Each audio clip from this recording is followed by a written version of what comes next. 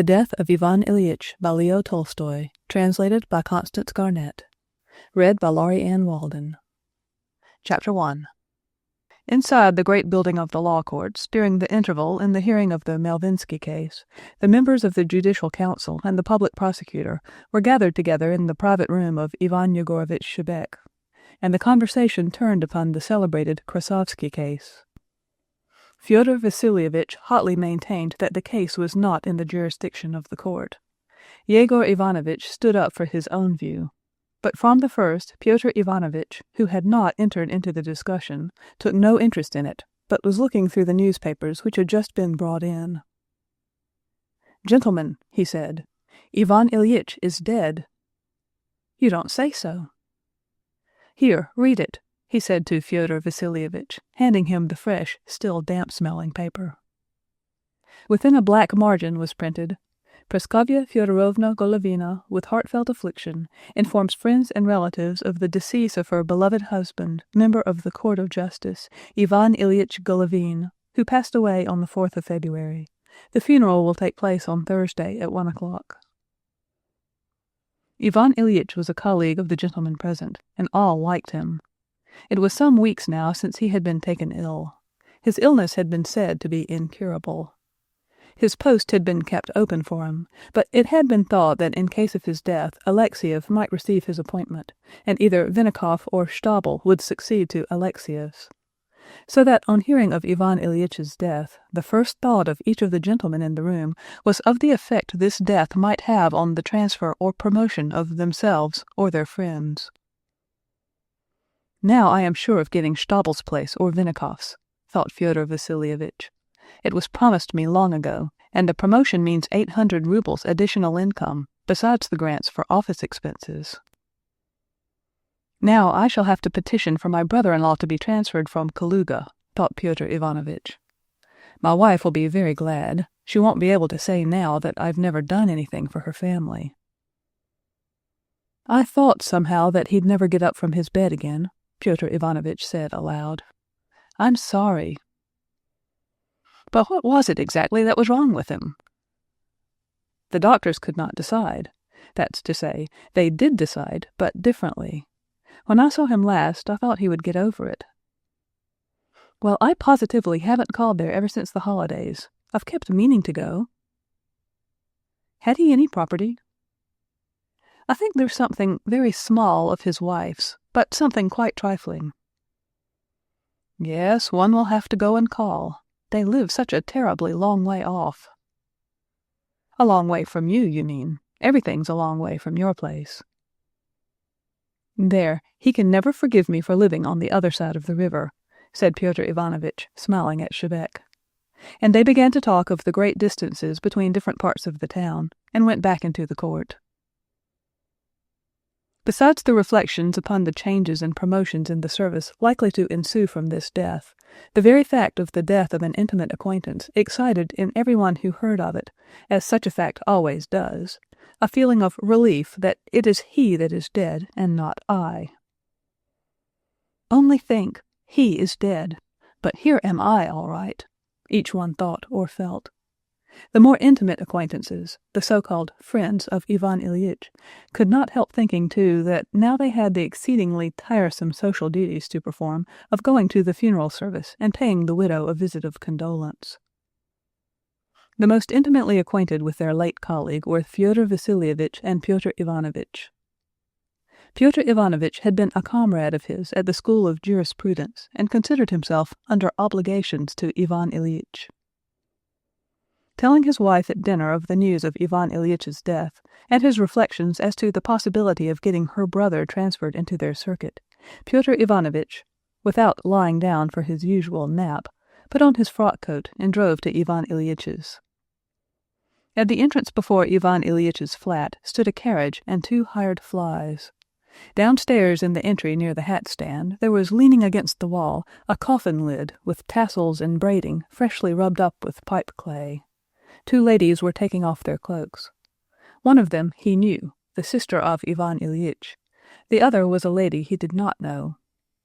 Pyotr Ivanovitch's colleague, Schwartz, was coming down, and from the top stair, seeing who it was coming in, He stopped and winked at him, as though to say, "Ivan Ilyich has made a mess of it. It's a very different matter with you and me." Schwartz's face, with his English whiskers and all his thin figure in his frock-coat, had, as it always had, an air of elegant solemnity.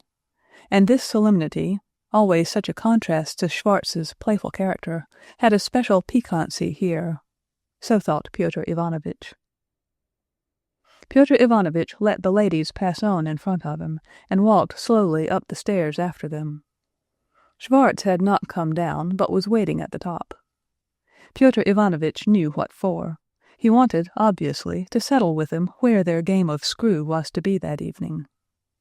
The ladies went up to the widow's room, while Schwartz, with his lips tightly and gravely shut, and amusement in his eyes, with a twitch of his eyebrows, motioned Pyotr Ivanovitch to the right, to the room where the dead man was. Pyotr Ivanovitch went in, as people always do on such occasions, in uncertainty as to what he would have to do there. One thing he felt sure of, that crossing oneself never comes amiss on such occasions. As to whether it was necessary to bow down while doing so, he did not feel quite sure, and so chose a middle course. On entering the room, he began crossing himself, and made a slight sort of bow. So far as the movements of his hands and head permitted him, he glanced while doing so about the room. 2 young men, one a high school boy, nephews probably, were going out of the room, crossing themselves. An old lady was standing motionless, and a lady, with her eyebrows queerly lifted, was saying something to her in a whisper. A deacon in a frock-coat, resolute and hearty, was reading something aloud with an expression that precluded all possibility of contradiction. A young peasant who used to wait at table, Gerasim, walking with light footsteps in front of Pyotr Ivanovitch, was sprinkling something on the floor. Seeing this, Pyotr Ivanovitch was at once aware of the faint odor of the decomposing corpse. On his last visit to Ivan Ilyich, Pyotr Ivanovitch had seen this peasant in his room. He was performing the duties of a sick nurse, and Ivan Ilyich liked him particularly. Pyotr Ivanovitch continued crossing himself and bowing in a direction intermediate between the coffin, the deacon, and the holy pictures on the table in the corner.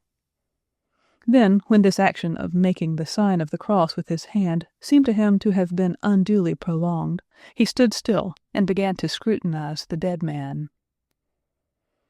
The dead man lay, as dead men always do lie, in a peculiarly heavy, dead way, his stiffened limbs sunk in the cushions of the coffin, and his head bent back forever on the pillow, and thrust up, as dead men always do, his yellow waxen forehead with bald spots on the sunken temples, and his nose that stood out sharply and, as it were, squeezed on the upper lip.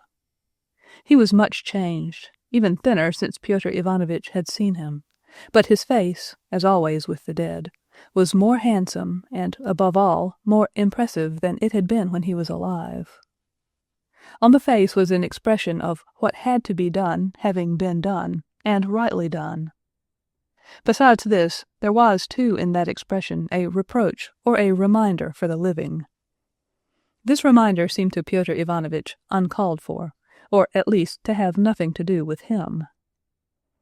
He felt something unpleasant, and so Pyotr Ivanovitch once more crossed himself hurriedly, and, as it struck him, too hurriedly, not quite in accordance with the proprieties, turned and went to the door. Schwartz was waiting for him in the adjoining room, standing with his legs apart and both hands behind his back, playing with his top hat. A single glance at the playful, sleek, and elegant figure of Schwartz revived Pyotr Ivanovitch. He felt that he, Schwartz, was above it, and would not give way to depressing impressions. The mere sight of him said plainly, the incident of the service over the body of Ivan Ilyich cannot possibly constitute a sufficient ground for recognizing the business of the session suspended. In other words, in no way can it hinder us from shuffling and cutting a pack of cards this evening, while the footman sets 4 unsanctified candles on the table for us. In fact, there is no ground for supposing that this incident could prevent us from spending the evening agreeably. He said as much, indeed, to Pyotr Ivanovitch as he came out, proposing that the party should meet at Fyodor Vassilievitch's. But apparently it was Pyotr Ivanovitch's destiny not to play screw that evening. Praskovya Fyodorovna, a short, fat woman, who, in spite of all efforts in a contrary direction, was steadily broader from her shoulders downwards, all in black, with lace on her head, and her eyebrows as queerly arched as the lady standing beside the coffin, came out of her own apartments with some other ladies, and, conducting them to the dead man's room, said, "The service will take place immediately. Come in." Schwartz, making an indefinite bow, stood still, obviously neither accepting nor declining this invitation. Praskovya Fyodorovna, recognizing Pyotr Ivanovitch, sighed, went right up to him, took his hand, and said, "I know that you are a true friend of Ivan Ilyitch's," and looked at him, expecting from him the suitable action in response to these words. Pyotr Ivanovitch knew that, just as before he had to cross himself, now what he had to do was to press her hand, to sigh, and to say, "Ah, I was indeed." And he did so. And as he did so, he felt that the desired result had been attained, that he was touched and she was touched. "Come, since it's not begun yet, I have something I want to say to you," said the widow. "Give me your arm." Pyotr Ivanovitch gave her his arm, and they moved towards the inner rooms, passing Schwartz, who winked gloomily at Pyotr Ivanovitch. "So much for our screw. Don't complain if we find another partner. You can make a fifth when you do get away," said his humorous glance. Pyotr Ivanovitch sighed still more deeply and despondently, and Praskovya Fyodorovna pressed his hand gratefully. Going into her drawing-room, that was upholstered with pink cretonne and lighted by a dismal-looking lamp, they sat down at the table, she on a sofa and Pyotr Ivanovitch on a low ottoman with deranged springs which yielded spasmodically under his weight. Praskovya Fyodorovna was about to warn him to sit on another seat, but felt such a recommendation out of keeping with her position, and changed her mind. Sitting down on the ottoman, Pyotr Ivanovitch remembered how Ivan Ilyich had arranged this drawing-room, and had consulted him about this very pink cretonne with green leaves. Seating herself on the sofa, and pushing by the table, the whole drawing-room was crowded with furniture and things, the widow caught the lace of her black fichu in the carving of the table. Pyotr Ivanovitch got up to disentangle it for her, and the ottoman, freed from his weight, began bobbing up spasmodically under him. The widow began unhooking her lace herself, and Pyotr Ivanovitch again sat down, suppressing the mutinous ottoman springs under him.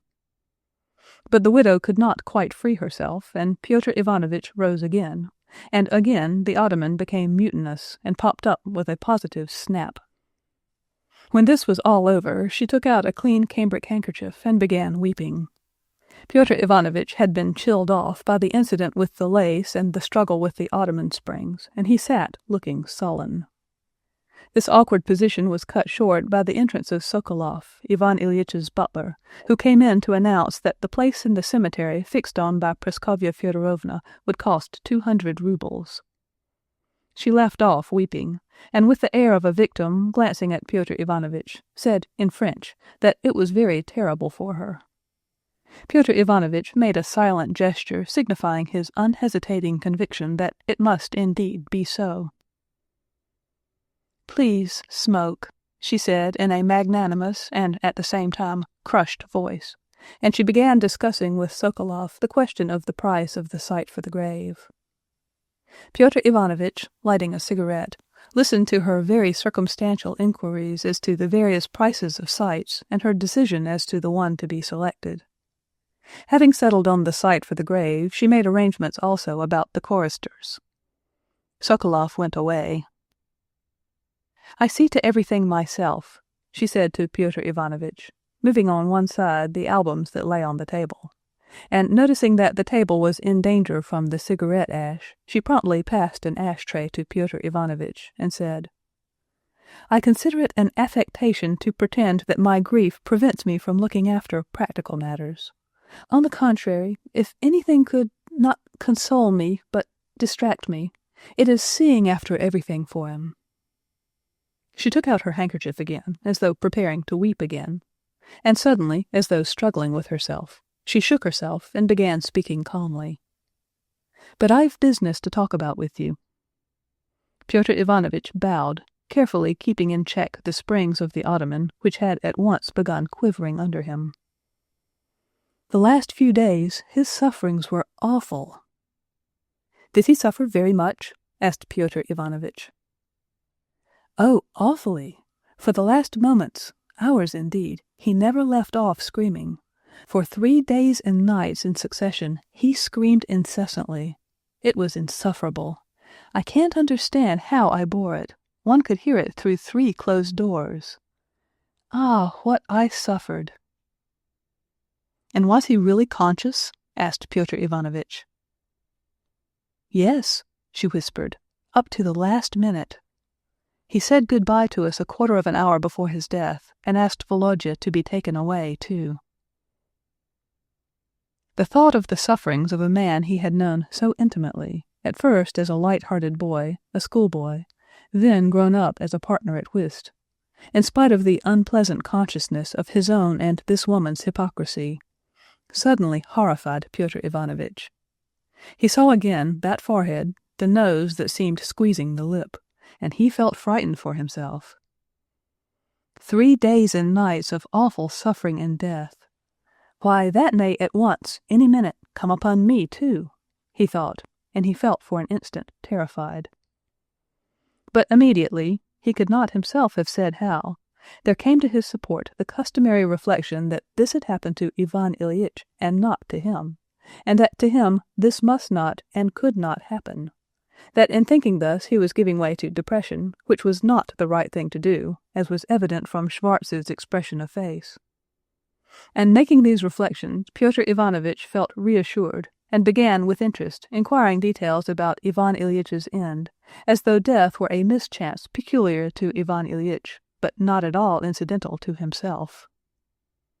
After various observations about the details of the truly awful physical sufferings endured by Ivan Ilyich, these details Pyotr Ivanovitch learned only through the effect Ivan Ilyitch's agonies had had on the nerves of Praskovya Fyodorovna. The widow apparently thought it time to get to business. "Ah, Pyotr Ivanovitch, how hard it is!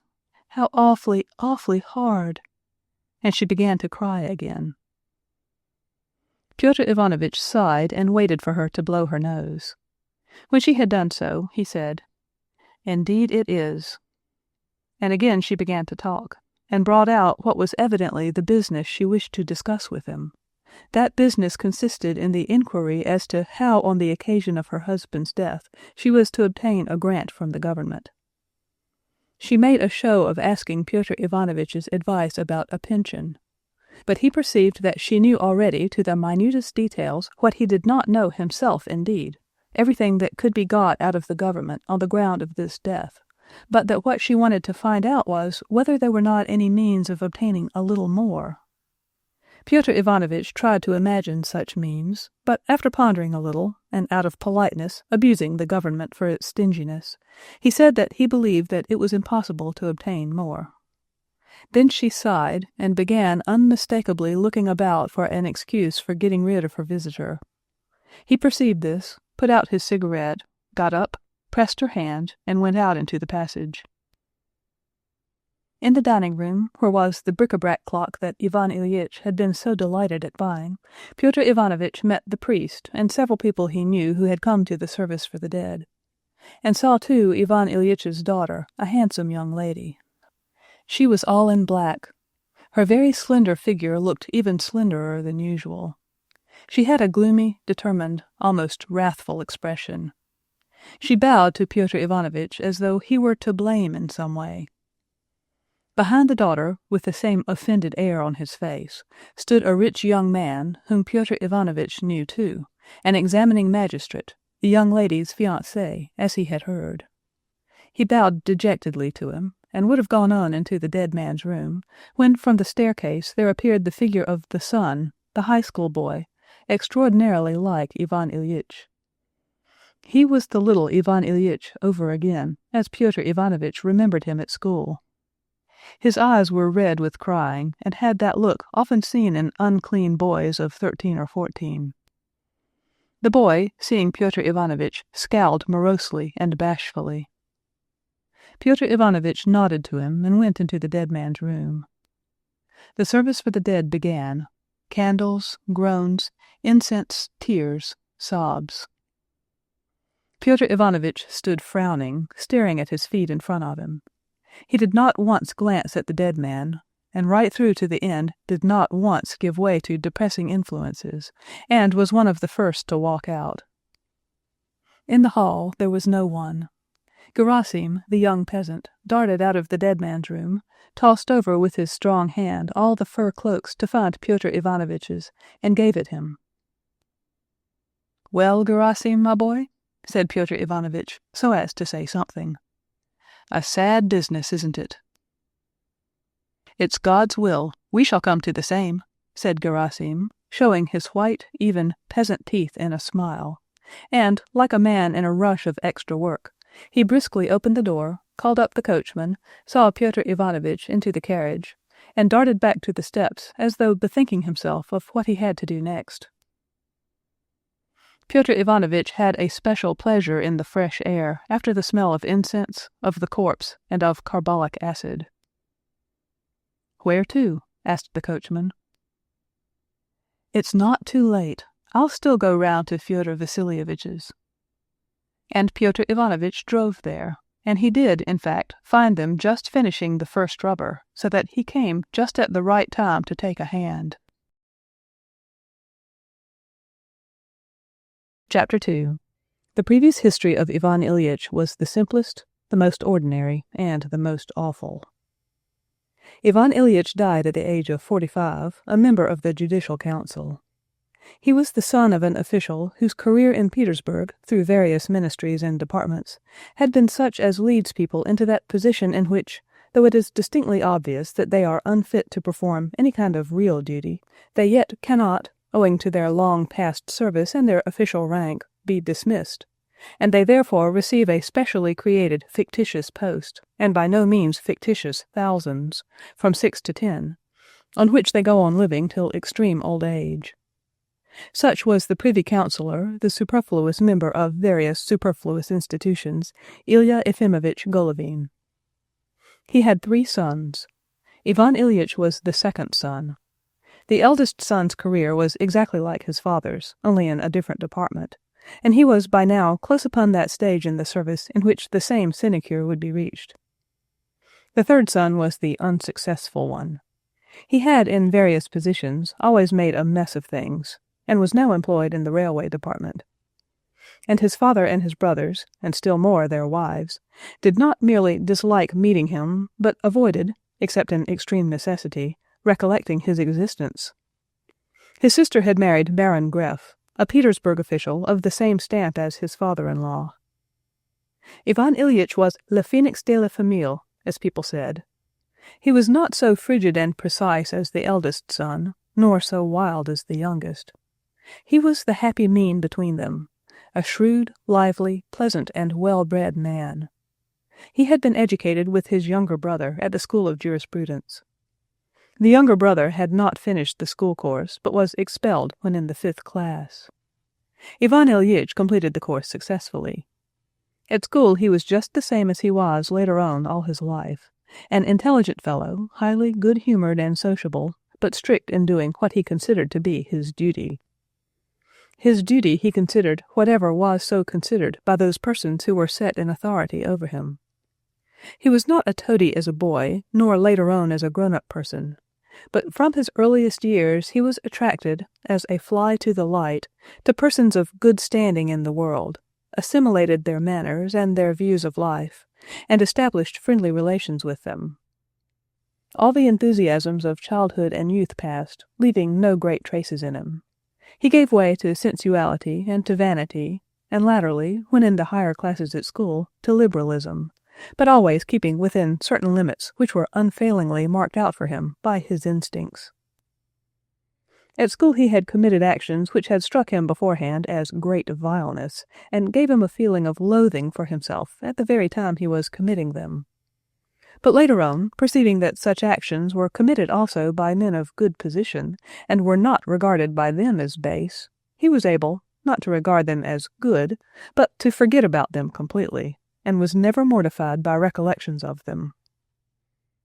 Leaving the school of jurisprudence in the 10th class, and receiving from his father a sum of money for his outfit, Ivan Ilyich ordered his clothes at Sharmer's, hung on his watch-chain a medallion inscribed Respice Finem, said good-bye to the prince who was the principal of his school, had a farewell dinner with his comrades at Donan's, and with all his new fashionable belongings, travelling trunk, linen, suits of clothes, shaving and toilet appurtenances, and travelling rug, all ordered and purchased at the very best shops, set off to take the post of secretary on special commissions for the governor of a province, a post which had been obtained for him by his father. In the province, Ivan Ilyich, without loss of time, made himself a position as easy and agreeable as his position had been in the school of jurisprudence. He did his work, made his career, and at the same time led a life of well-bred social gaiety. Occasionally he visited various districts on official duty, behaved with dignity both with his superiors and his inferiors, and with exactitude and an incorruptible honesty of which he could not help feeling proud, performed the duties with which he was entrusted, principally having to do with the dissenters. When engaged in official work, he was, in spite of his youth and taste for frivolous amusements, exceedingly reserved, official, and even severe. But in social life he was often amusing and witty, and always good-natured, well-bred, and bon enfant, as was said of him by his chief and his chief's wife, with whom he was like one of the family. In the province there was, too, a connection with one of the ladies who obtruded their charms on the stylish young lawyer. There was a dressmaker, too, and there were drinking bouts with smart officers visiting the neighborhood, and visits to a certain outlying street after supper. There was a rather cringing obsequiousness in his behavior, too, with his chief, and even his chief's wife. But all this was accompanied with such a tone of the highest breeding that it could not be called by harsh names. It all came under the rubric of the French saying, Il faut que la jeunesse se passe. Everything was done with clean hands, in clean shirts, with French phrases, and, what was of most importance, in the highest society, and consequently with the approval of people of rank. Such was Ivan Ilyitch's career for 5 years, and then came a change in his official life. New methods of judicial procedure were established, new men were wanted to carry them out, and Ivan Ilyich became such a new man. Ivan Ilyich was offered the post of examining magistrate, and he accepted it, in spite of the fact that this post was in another province, and he would have to break off all the ties he had formed and form new ones. Ivan Ilyitch's friends met together to see him off, had their photographs taken in a group, presented him with a silver cigarette case, and he set off to his new post. As an examining magistrate, Ivan Ilyich was as comme il faut, as well-bred, as adroit in keeping official duties apart from private life, and as successful in gaining universal respect as he had been as secretary of private commissions. The duties of his new office were in themselves of far greater interest and attractiveness for Ivan Ilyich. In his former post it had been pleasant to pass, in his smart uniform from Sharmer's, through the crowd of petitioners and officials waiting timorously and envying him, and to march with his easy swagger straight into the governor's private room, there to sit down with him to tea and cigarettes. But the persons directly subject to his authority were few. The only such persons were the district police superintendents and the dissenters, when he was serving on special commissions. And he liked treating such persons affably, almost like comrades, liked to make them feel that he, able to annihilate them, was behaving in this simple, friendly way with them. But such people were then few in number. Now, as an examining magistrate, Ivan Ilyich felt that every one, without exception, the most dignified, the most self-satisfied people, all were in his hands, and that he had but to write certain words on a sheet of paper with a printed heading, and this dignified, self-satisfied person would be brought before him in the capacity of a defendant or a witness, and if he did not care to make him sit down, he would have to stand up before him and answer his questions. Ivan Ilyich never abused this authority of his. On the contrary, he tried to soften the expression of it. But the consciousness of this power and the possibility of softening its effect constituted for him the chief interest and attractiveness of his new position. In the work itself, in the preliminary inquiries, that is, Ivan Ilyich very rapidly acquired the art of setting aside every consideration irrelevant to the official aspect of the case, and of reducing every case, however complex, to that form in which it could, in a purely external fashion, be put on paper, completely excluding his personal view of the matter, and what was of paramount importance, observing all the necessary formalities. All this work was new, and he was one of the first men who put into practical working the reforms in judicial procedure enacted in 1864. On settling in a new town in his position as examining magistrate, Ivan Ilyich made new acquaintances, formed new ties, took up a new line, and adopted a rather different attitude. He took up an attitude of somewhat dignified aloofness towards the provincial authorities, while he picked out the best circle among the legal gentlemen and wealthy gentry living in the town, and adopted a tone of slight dissatisfaction with the government, moderate liberalism, and lofty civic virtue. With this, while making no change in the elegance of his get-up, Ivan Ilyich, in his new office, gave up shaving and left his beard free to grow as it liked. Ivan Ilyich's existence in the new town proved to be very agreeable.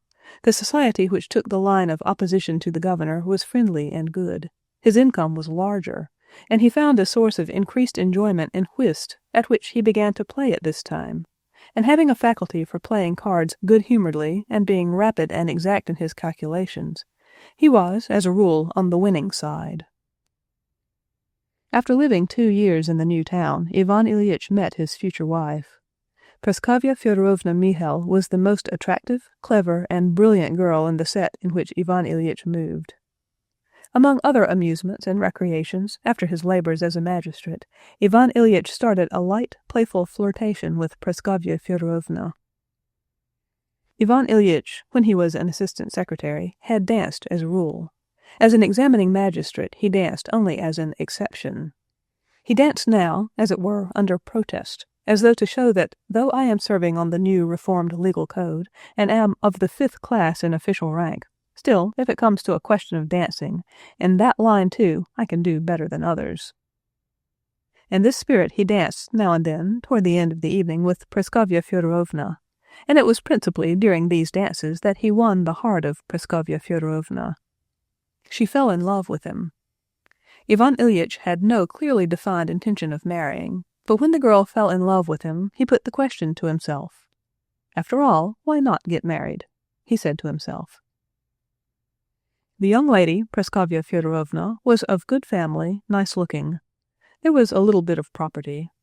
Ivan Ilyich might have reckoned on a more brilliant match, but this was a good match. Ivan Ilyich had his salary. She, he hoped, would have as much of her own. It was a good family. She was a sweet, pretty, and perfectly comme il faut young woman. To say that Ivan Ilyich got married because he fell in love with his wife and found her in sympathy with his views of life would be as untrue as to say that he got married because the people of his world approved of the match. Ivan Ilyich was influenced by both considerations. He was doing what was agreeable to himself in securing such a wife, and at the same time doing what persons of higher standing looked upon as the correct thing. And Ivan Ilyich got married. The process itself of getting married, and the early period of married life, with the conjugal caresses, the new furniture, the new crockery, the new house linen, all up to the time of his wife's pregnancy, went off very well, so that Ivan Ilyich had already begun to think that, so far from marriage breaking up that kind of frivolous, agreeable, light-hearted life, always decorous and always approved by society, which he regarded as the normal life, it would even increase its agreeableness. But at that point, in the early months of his wife's pregnancy, there came in a new element, unexpected, unpleasant, tiresome, and unseemly, which could never have been anticipated, and from which there was no escape. His wife, without any kind of reason, it seemed to Ivan Ilyich, de gaieté de coeur, as he expressed it, began to disturb the agreeableness and decorum of their life.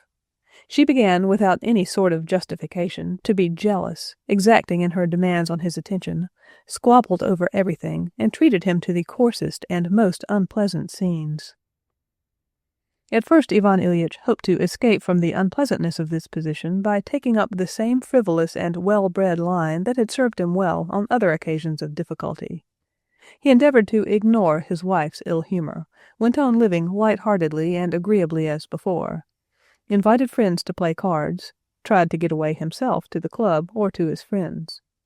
But his wife began on one occasion with such energy, abusing him in such coarse language, and so obstinately persisted in her abuse of him every time he failed in carrying out her demands, obviously having made up her mind firmly to persist till he gave way, that is, stayed at home and was as dull as she was, that Ivan Ilyich took alarm.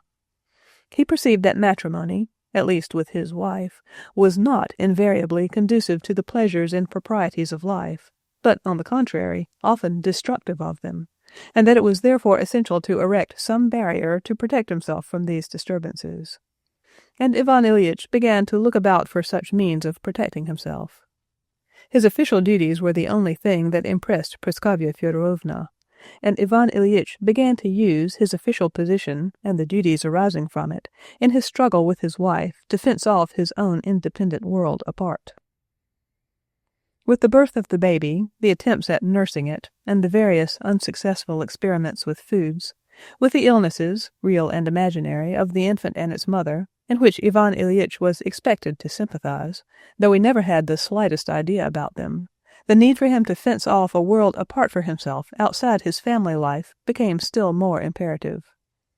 As his wife grew more irritable and exacting, so did Ivan Ilyich more and more transfer the center of gravity of his life to his official work. He became fonder and fonder of official life, and more ambitious than he had been. Very quickly, not more than a year after his wedding, Ivan Ilyich had become aware that conjugal life, though providing certain comforts, was, in reality, a very intricate and difficult business towards which one must, if one is to do one's duty, that is, lead the decorous life approved by society, work out for oneself a definite line, just as in the government service. And such a line Ivan Ilyich did work out for himself in his married life. He expected from his home life only those comforts, of dinner at home, of housekeeper, and bed, which it could give him, and, above all, that perfect propriety in external observances required by public opinion.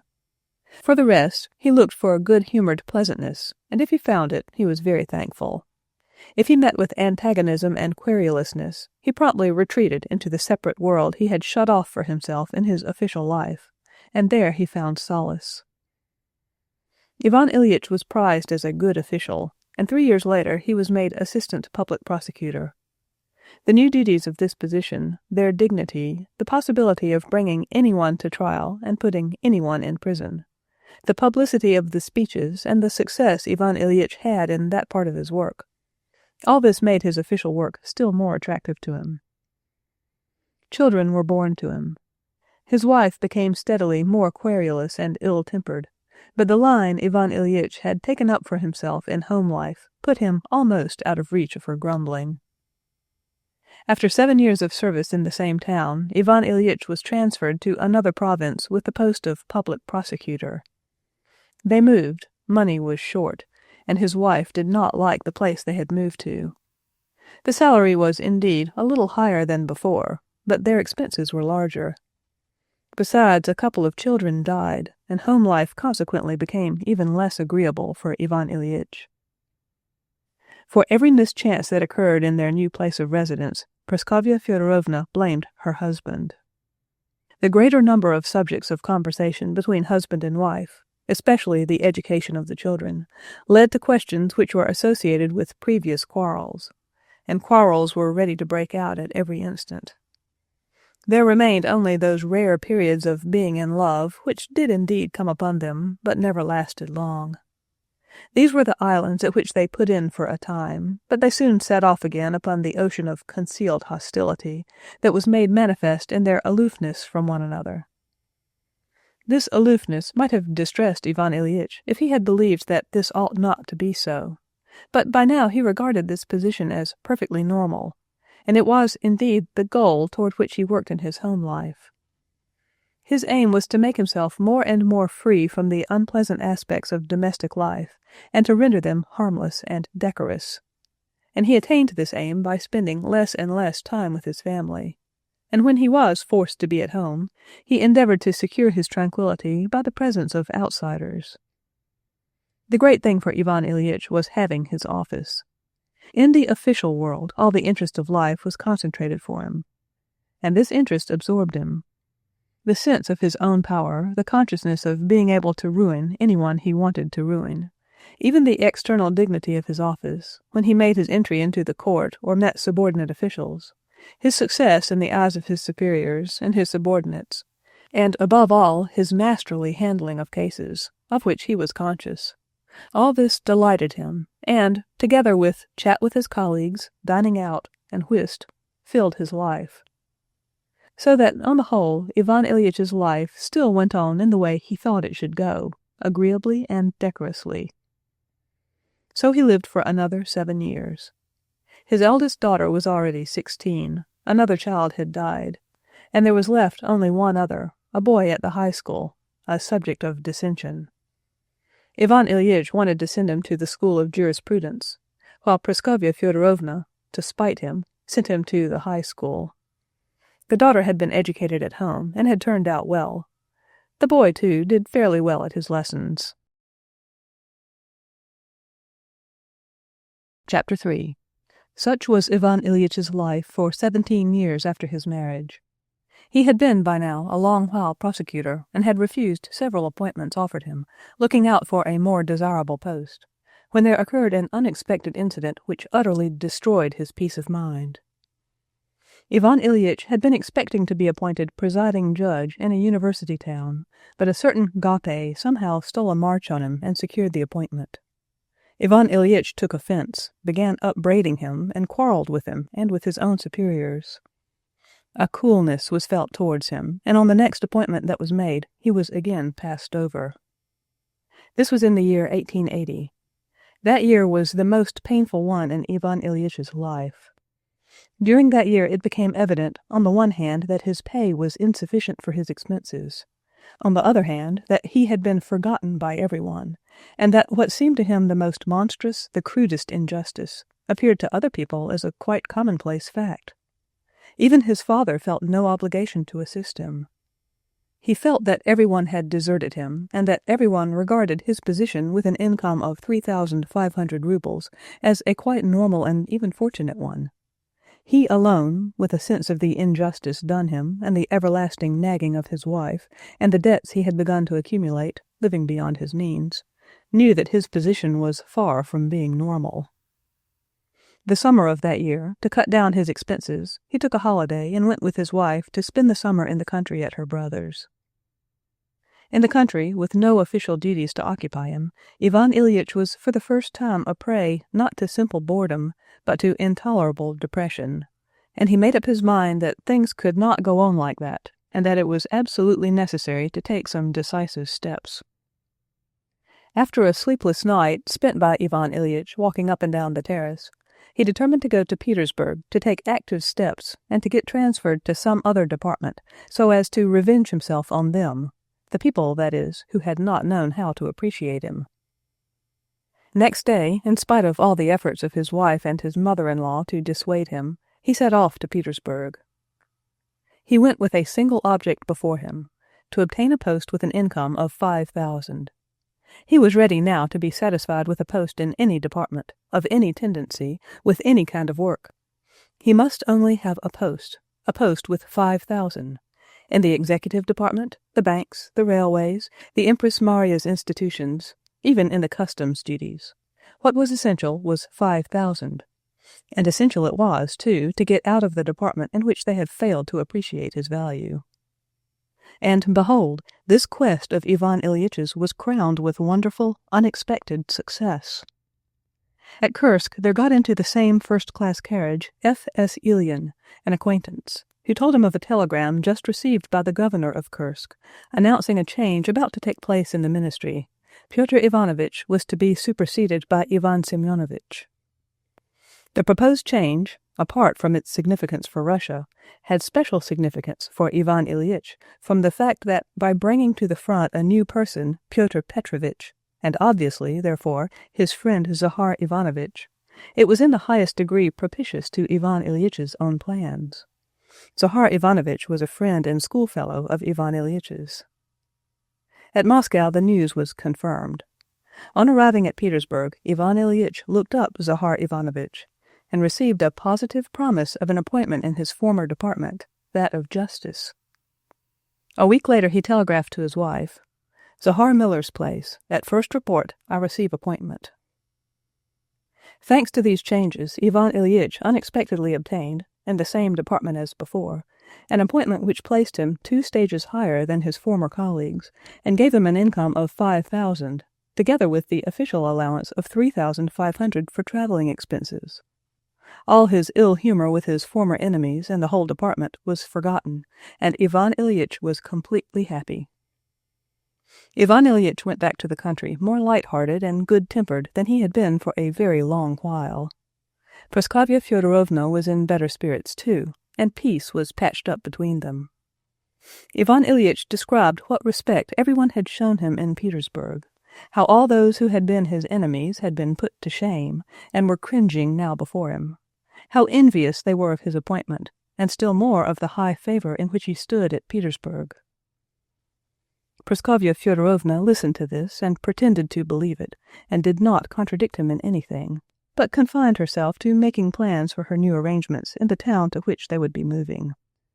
And Ivan Ilyich saw with delight that these plans were his plans, that they were agreed, and that his life after this disturbing hitch in its progress was about to regain its true normal character of light-hearted agreeableness and propriety. Ivan Ilyich had come back to the country for a short stay only. He had to enter upon the duties of his new office on the 10th of September. And besides, he needed some time to settle in a new place, to move all his belongings from the other province, to purchase and order many things in addition, in short, to arrange things as settled in his own mind, and almost exactly as settled in the heart, too, of Praskovya Fyodorovna. And now, when everything was so successfully arranged, and when he and his wife were agreed in their aim, and were, besides, so little together, they got on with one another as they had not got on together since the early years of their married life. Ivan Ilyich had thought of taking his family away with him at once, but his sister and his brother-in-law, who had suddenly become extremely cordial and intimate with him and his family, were so pressing in urging them to stay that he set off alone. Ivan Ilyich started off, and the light-hearted temper produced by his success, and his good understanding with his wife, one thing backing up another, did not desert him all the time. He found a charming set of apartments, the very thing both husband and wife had dreamed of. Spacious, lofty reception rooms in the old style, a comfortable, dignified-looking study for him, rooms for his wife and daughter, a schoolroom for his son, everything as though planned on purpose for them.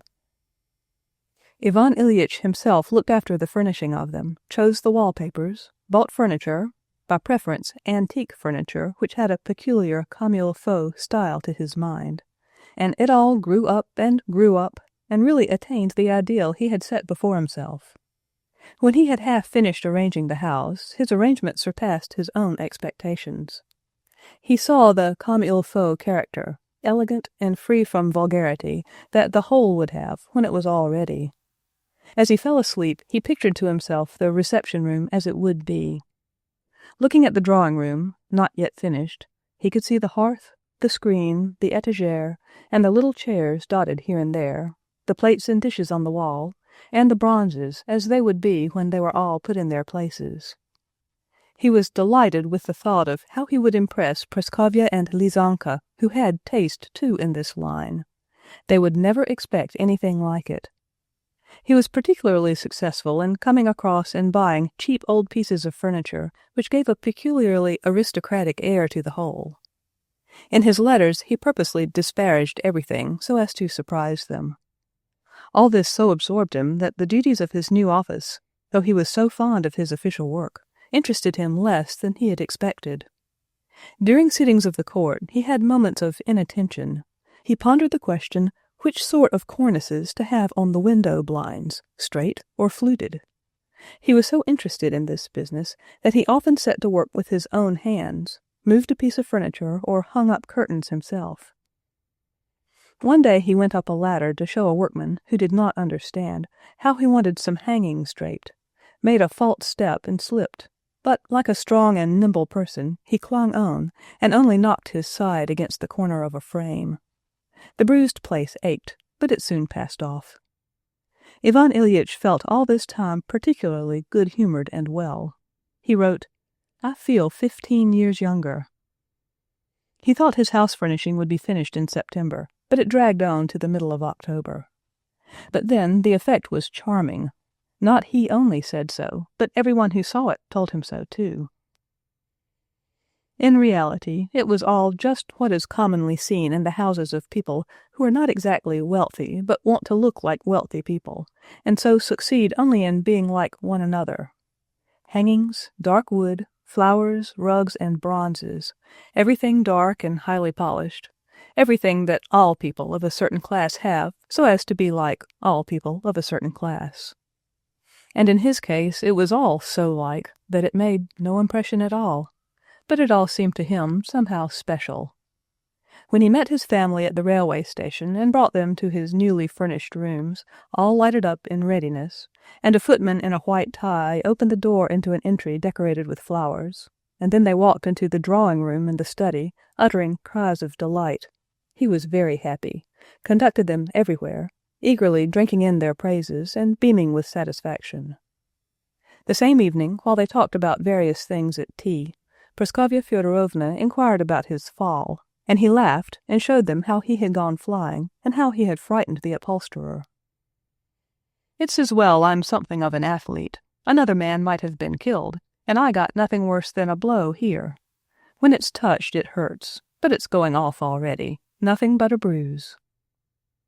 And they began to live in their new abode, which, as is always the case, when they had got thoroughly settled in they found to be short of just one room, and with their new income, which, as always, was only a little, some 500 rubles, too little, and everything went very well. Things went particularly well at first, before everything was quite finally arranged, and there was still something to do to the place, something to buy, something to order, something to move, something to make to fit. Though there were indeed several disputes between husband and wife, both were so well satisfied, and there was so much to do, that it all went off without serious quarrels. When there was nothing left to arrange, it became a little dull, and something seemed to be lacking. But then they were making acquaintances and forming habits, and life was filled up again. Ivan Ilyich, after spending the morning in the court, returned home to dinner, and at first he was generally in a good humor, although this was apt to be upset a little, and precisely on account of the new abode. Every spot on the tablecloth, on the hangings, the string of a window blind broken, irritated him. He had devoted so much trouble to the arrangement of the rooms that any disturbance of their order distressed him. But on the whole, the life of Ivan Ilyich ran its course as, according to his conviction, life ought to do, easily, agreeably, and decorously. He got up at 9, drank his coffee, read the newspaper, then put on his official uniform and went to the court. There the routine of the daily work was ready, mapped out for him, and he stepped into it at once. People with petitions, inquiries in the office itself, the sittings, public and preliminary. In all this, the great thing necessary was to exclude everything with the sap of life in it, which always disturbs the regular course of official business, not to admit any sort of relations with people except the official relations. The motive of all intercourse had to be simply the official motive, and the intercourse itself to be only official. A man would come, for instance, anxious for certain information.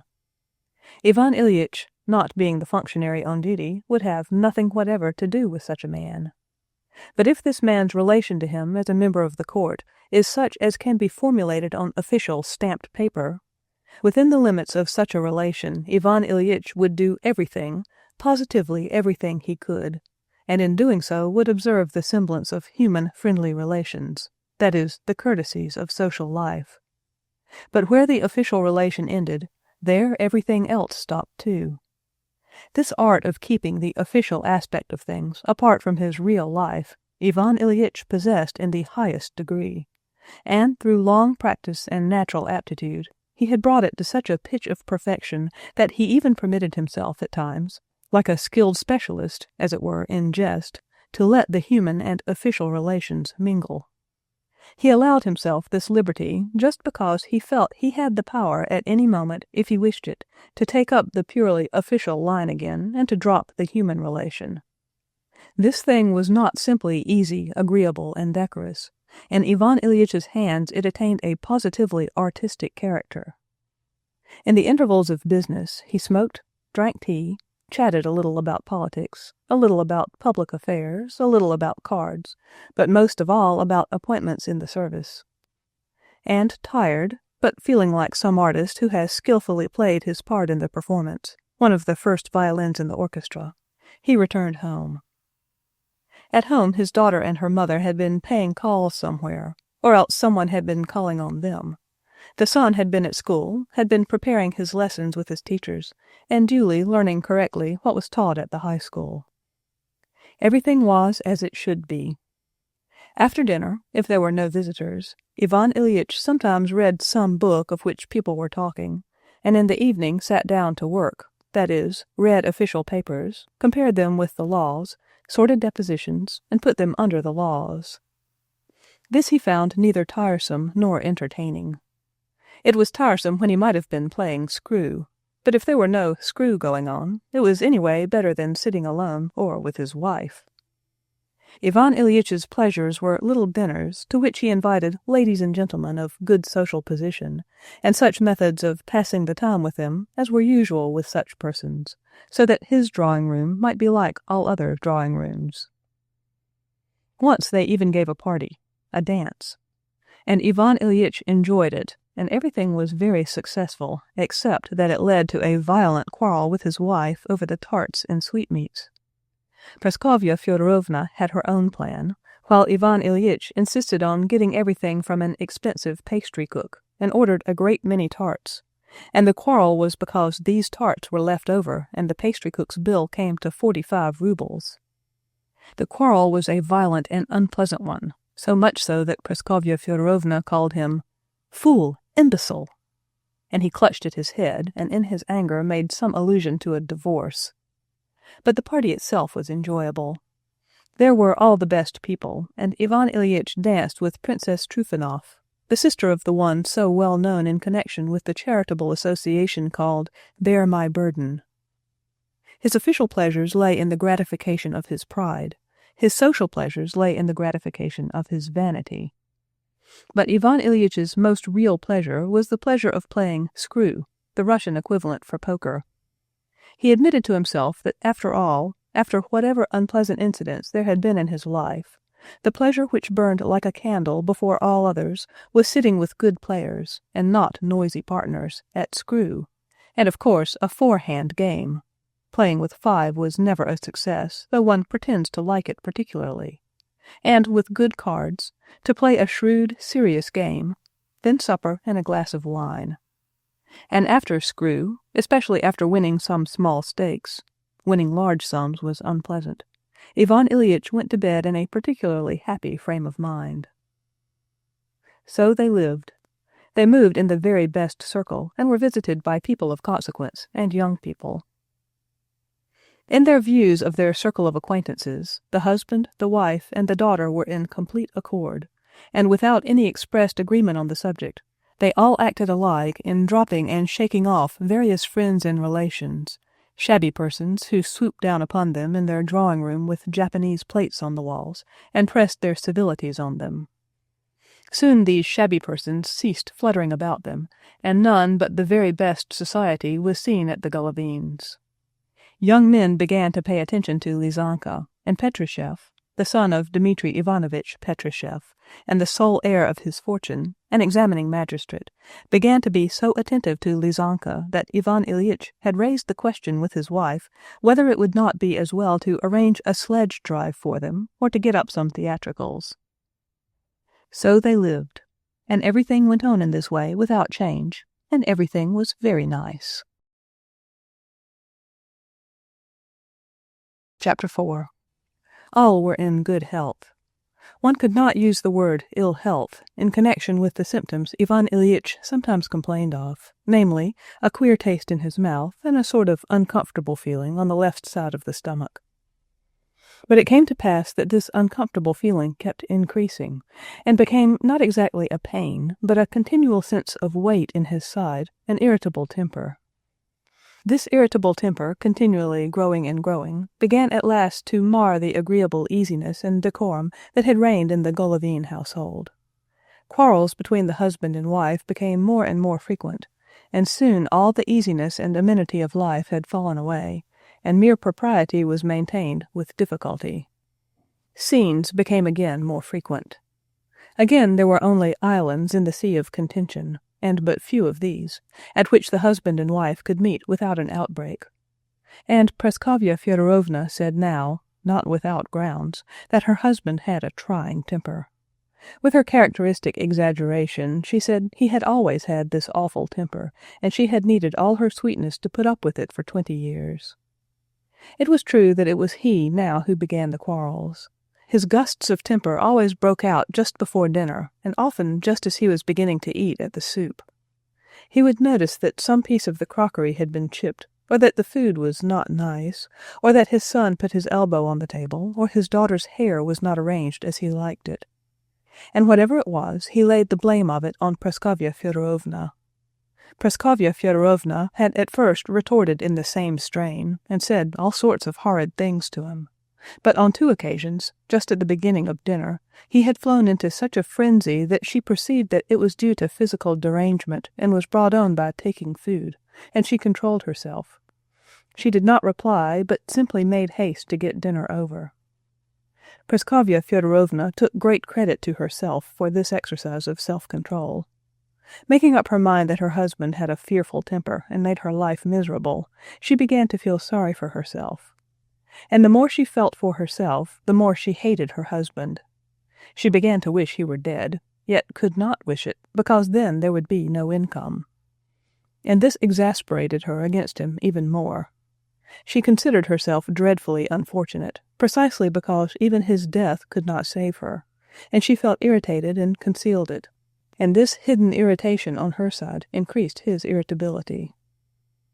After one violent scene in which Ivan Ilyich had been particularly unjust, and after which he had said in explanation that he certainly was irritable, but that it was due to illness, she said that if he were ill he ought to take steps, and insisted on his going to see a celebrated doctor. He went. Everything was as he had expected. Everything was as it always is. The waiting and the assumption of dignity, that professional dignity he knew so well, exactly as he assumed it himself in court, and the sounding and listening, and questions that called for answers that were foregone conclusions and obviously superfluous, and the significant air that seemed to insinuate, "You only leave it all to us, and we will arrange everything. For us it is certain and incontestable how to arrange everything in one way, for every man of every sort." It was all exactly as in his court of justice. Exactly the same air as he put on in dealing with a man brought up for judgment, the doctor put on for him. The doctor said, "This and that proves that you have such and such a thing wrong inside you, but if that is not confirmed by analysis of this and that, then we must assume this and that. If we assume this and that, then—" and so on. To Ivan Ilyich there was only one question of consequence. Was his condition dangerous or not? But the doctor ignored that irrelevant inquiry. From the doctor's point of view, this was a side issue, not the subject under consideration. The only real question was the balance of probabilities between a loose kidney, chronic catarrh, and appendicitis. It was not a question of the life of Ivan Ilyich, but the question between the loose kidney and the intestinal appendix. And this question, as it seemed to Ivan Ilyich, the doctor solved in a brilliant manner in favor of the appendix, with the reservation that analysis of the water might give a fresh clue, and that then the aspect of the case would be altered. All this was point for point identical with what Ivan Ilyich had himself done in brilliant fashion 1,000 times over in dealing with some man on his trial. Just as brilliantly, the doctor made his summing up, and triumphantly, gaily even, glanced over his spectacles at the prisoner in the dock. From the doctor's summing up, Ivan Ilyich deduced the conclusion that things looked bad, and that he, the doctor, and most likely everyone else, did not care, but that things looked bad for him. And this conclusion impressed Ivan Ilyich morbidly, arousing in him a great feeling of pity for himself, of great anger against this doctor who could be unconcerned about a matter of such importance. But he said nothing of that. He got up, and, laying the fee on the table, he said, with a sigh, "We sick people probably often ask inconvenient questions. Tell me, is this generally a dangerous illness or not?" The doctor glanced severely at him with one eye through his spectacles, as though to say, "Prisoner at the bar, if you will not keep within the limits of the questions allowed you, I shall be compelled to take measures for your removal from the precincts of the court." "I have told you what I thought necessary and suitable already," said the doctor. "The analysis will show anything further." And the doctor bowed him out. Ivan Ilyich went out slowly and dejectedly, got into his sledge, and drove home. All the way home he was incessantly going over all the doctor had said, trying to translate all these complicated, obscure, scientific phrases into simple language, and to read in them an answer to the question, "It's bad. Is it very bad, or nothing much as yet?" And it seemed to him that the upshot of all the doctor had said was that it was very bad. Everything seemed dismal to Ivan Ilyich in the streets. The sledge-drivers were dismal, the houses were dismal, the people passing and the shops were dismal. This ache, this dull, gnawing ache that never ceased for a second, seemed, when connected with the doctor's obscure utterances, to have gained a new, more serious significance. With a new sense of misery, Ivan Ilyich kept watch on it now. He reached home and began to tell his wife about it. His wife listened, but in the middle of his account his daughter came in with her hat on, ready to go out with her mother. Reluctantly she half sat down to listen to these tedious details, but she could not stand it for long, and her mother did not hear his story to the end. "Well, I'm very glad," said his wife. "Now you must be sure and take the medicine regularly. Give me the prescription. I'll send Gerasim to the chemist's." And she went to get ready to go out. He had not taken breath while she was in the room, and he heaved a deep sigh when she was gone. "Well," he said, "maybe it really is nothing as yet." He began to take the medicine, to carry out the doctor's directions, which were changed after the analysis of the water. But it was just at this point that some confusion arose, either in the analysis or in what ought to have followed from it. The doctor himself, of course, could not be blamed for it, but it turned out that things had not gone as the doctor had told him. Either he had forgotten, or told a lie, or was hiding something from him. But Ivan Ilyich still went on just as exactly carrying out the doctor's direction, and in doing so he found comfort at first. From the time of his visit to the doctor, Ivan Ilyich's principal occupation became the exact observance of the doctor's prescriptions as regards hygiene and medicine, and the careful observation of his ailment and all the functions of his organism. Ivan Ilyich's principal interest came to be people's ailments and people's health. When anything was said in his presence about sick people, about deaths and recoveries, especially in the case of an illness resembling his own, he listened, trying to conceal his excitement, asked questions, and applied what he heard to his own trouble. The ache did not grow less, but Ivan Ilyich made great efforts to force himself to believe that he was better. And he succeeded in deceiving himself so long as nothing happened to disturb him. But as soon as he had a mischance, some unpleasant words with his wife, a failure in his official work, an unlucky hand at screw, he was at once acutely sensible of his illness. In former days he had borne with such mishaps, hoping soon to retrieve the mistake, to make a struggle, to reach success later, to have a lucky hand. But now he was cast down by every mischance and reduced to despair. He would say to himself, "Here I'm only just beginning to get better, and the medicine has begun to take effect, and now this mischance or disappointment. And he was furious against the mischance or the people who were causing him the disappointment and killing him, and he felt that this fury was killing him, but could not check it. One would have thought that it should have been clear to him that this exasperation against circumstances and people was aggravating his disease, and that therefore he ought not to pay attention to the unpleasant incidents. But his reasoning took quite the opposite direction. He said that he needed peace, and was on the watch for everything that disturbed his peace, and at the slightest disturbance of it he flew into a rage. What made his position worse was that he read medical books and consulted doctors. He got worse so gradually that he might have deceived himself, comparing one day with another, the difference was so slight. But when he consulted the doctors, then it seemed to him that he was getting worse, and very rapidly so indeed. And in spite of this, he was continually consulting the doctors. That month he called on another celebrated doctor. The second celebrity said almost the same as the first, but put his questions differently, and the interview with this celebrity only redoubled the doubts and terrors of Ivan Ilyich. A friend of his, a very good doctor, diagnosed the disease quite differently, and in spite of the fact that he guaranteed recovery, by his questions and his suppositions he confused Ivan Ilyich even more and strengthened his suspicions. A homeopath gave yet another diagnosis of the complaint and prescribed medicine which Ivan Ilyich took secretly for a week. But after a week of the homeopathic medicine he felt no relief, and losing faith both in the other doctor's treatment and in this, he fell into even deeper depression.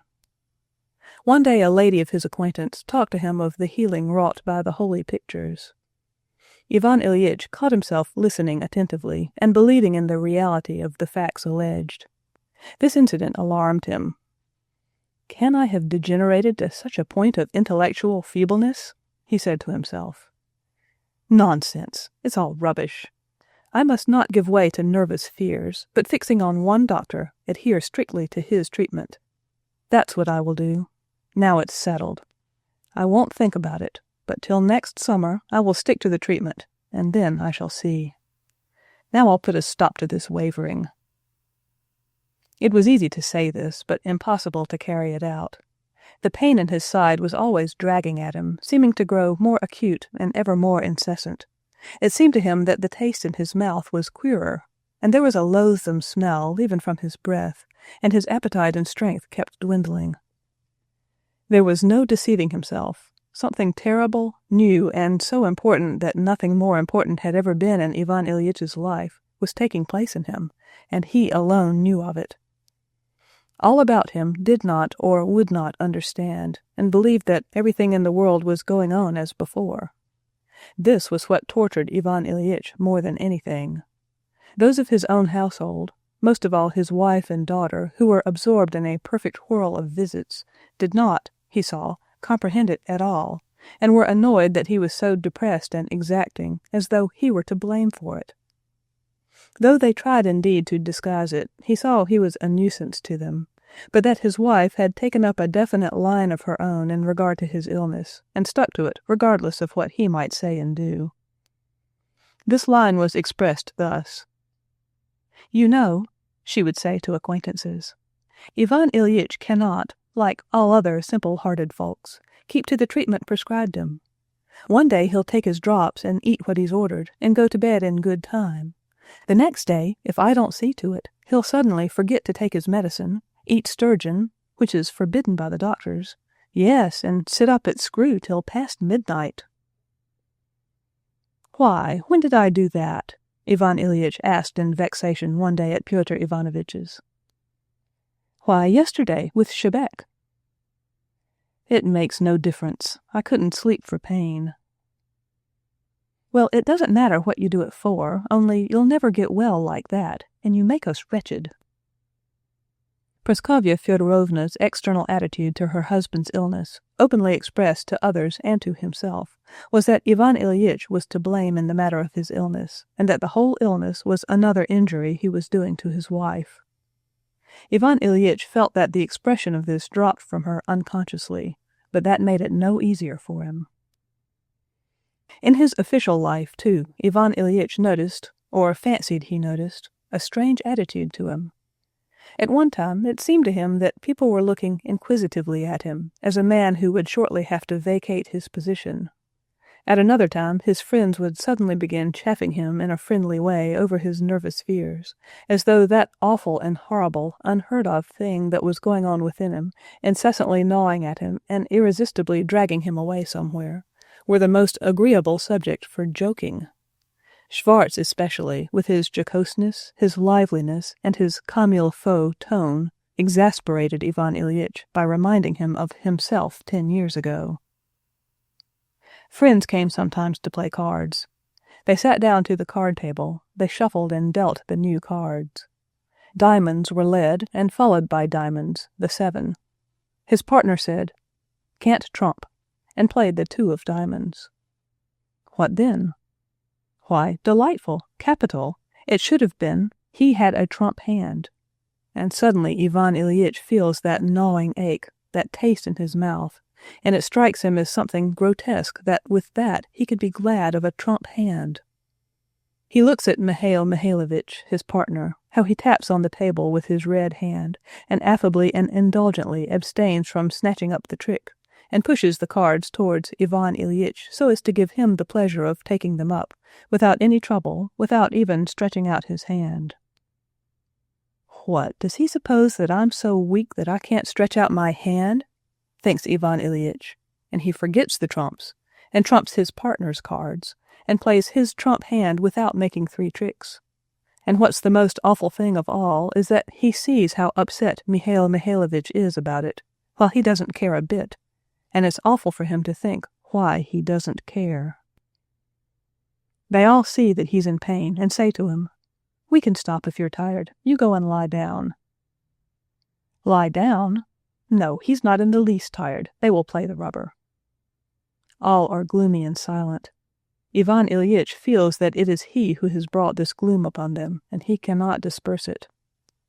They have supper, and the party breaks up, and Ivan Ilyich is left alone with the consciousness that his life is poisoned for him and poisons the life of others, and that this poison is not losing its force, but is continually penetrating more and more deeply into his whole existence. And with the consciousness of this, and with the physical pain in addition, and the terror in addition to that, he must lie in his bed, often not able to sleep for pain the greater part of the night. And in the morning he must get up again, dress, go to the law court, speak, write, or if he does not go out, stay at home for all the 24 hours of the day and night, of which each one is a torture. And he had to live thus on the edge of the precipice alone, without one man who would understand and feel for him. Chapter 5. In this way 1 month, then a second passed by. Just before the New Year his brother-in-law arrived in the town on a visit to them. Ivan Ilyich was at the court when he arrived. Praskovya Fyodorovna had gone out shopping. Coming home and going into his study, he found there his brother-in-law, a healthy, florid man, engaged in unpacking his trunk. He raised his head, hearing Ivan Ilyitch's step, and for a second stared at him without a word. That stare told Ivan Ilyich everything. His brother-in-law opened his mouth to utter an "Oh!" of surprise, but checked himself. That confirmed it all. "What, have I changed?" "Yes, there is a change." And all Ivan Ilyitch's efforts to draw him into talking of his appearance, his brother-in-law met with obstinate silence. Praskovya Fyodorovna came in. The brother-in-law went to see her. Ivan Ilyich locked his door and began gazing at himself in the looking-glass, first full face, then in profile. He took up his photograph, taken with his wife, and compared the portrait with what he saw in the looking-glass. The change was immense. Then he bared his arm to the elbow, looked at it, pulled the sleeve down again, sat down on an ottoman, and felt blacker than night. I mustn't, he said to himself, jumped up, went to the table, opened some official paper, tried to read it, but could not. He opened the door, went into the drawing-room. The door into the drawing-room was closed. He went up to it on tiptoe and listened. "No, you're exaggerating," Praskovya Fyodorovna was saying. "Exaggerating? You can't see it.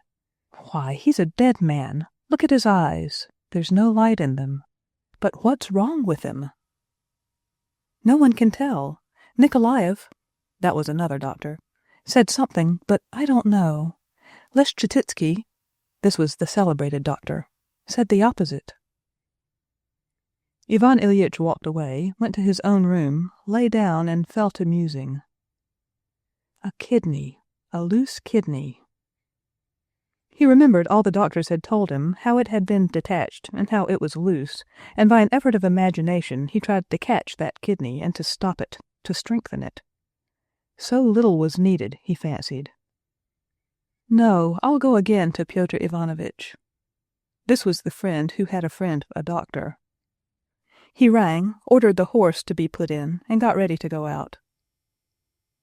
"Where are you off to, Jean?" asked his wife, with a peculiarly melancholy and exceptionally kind expression. This exceptionally kind expression exasperated him. He looked darkly at her. "I want to see Pyotr Ivanovitch." He went to the friend who had a friend a doctor, and with him to the doctor's. He found him in and had a long conversation with him.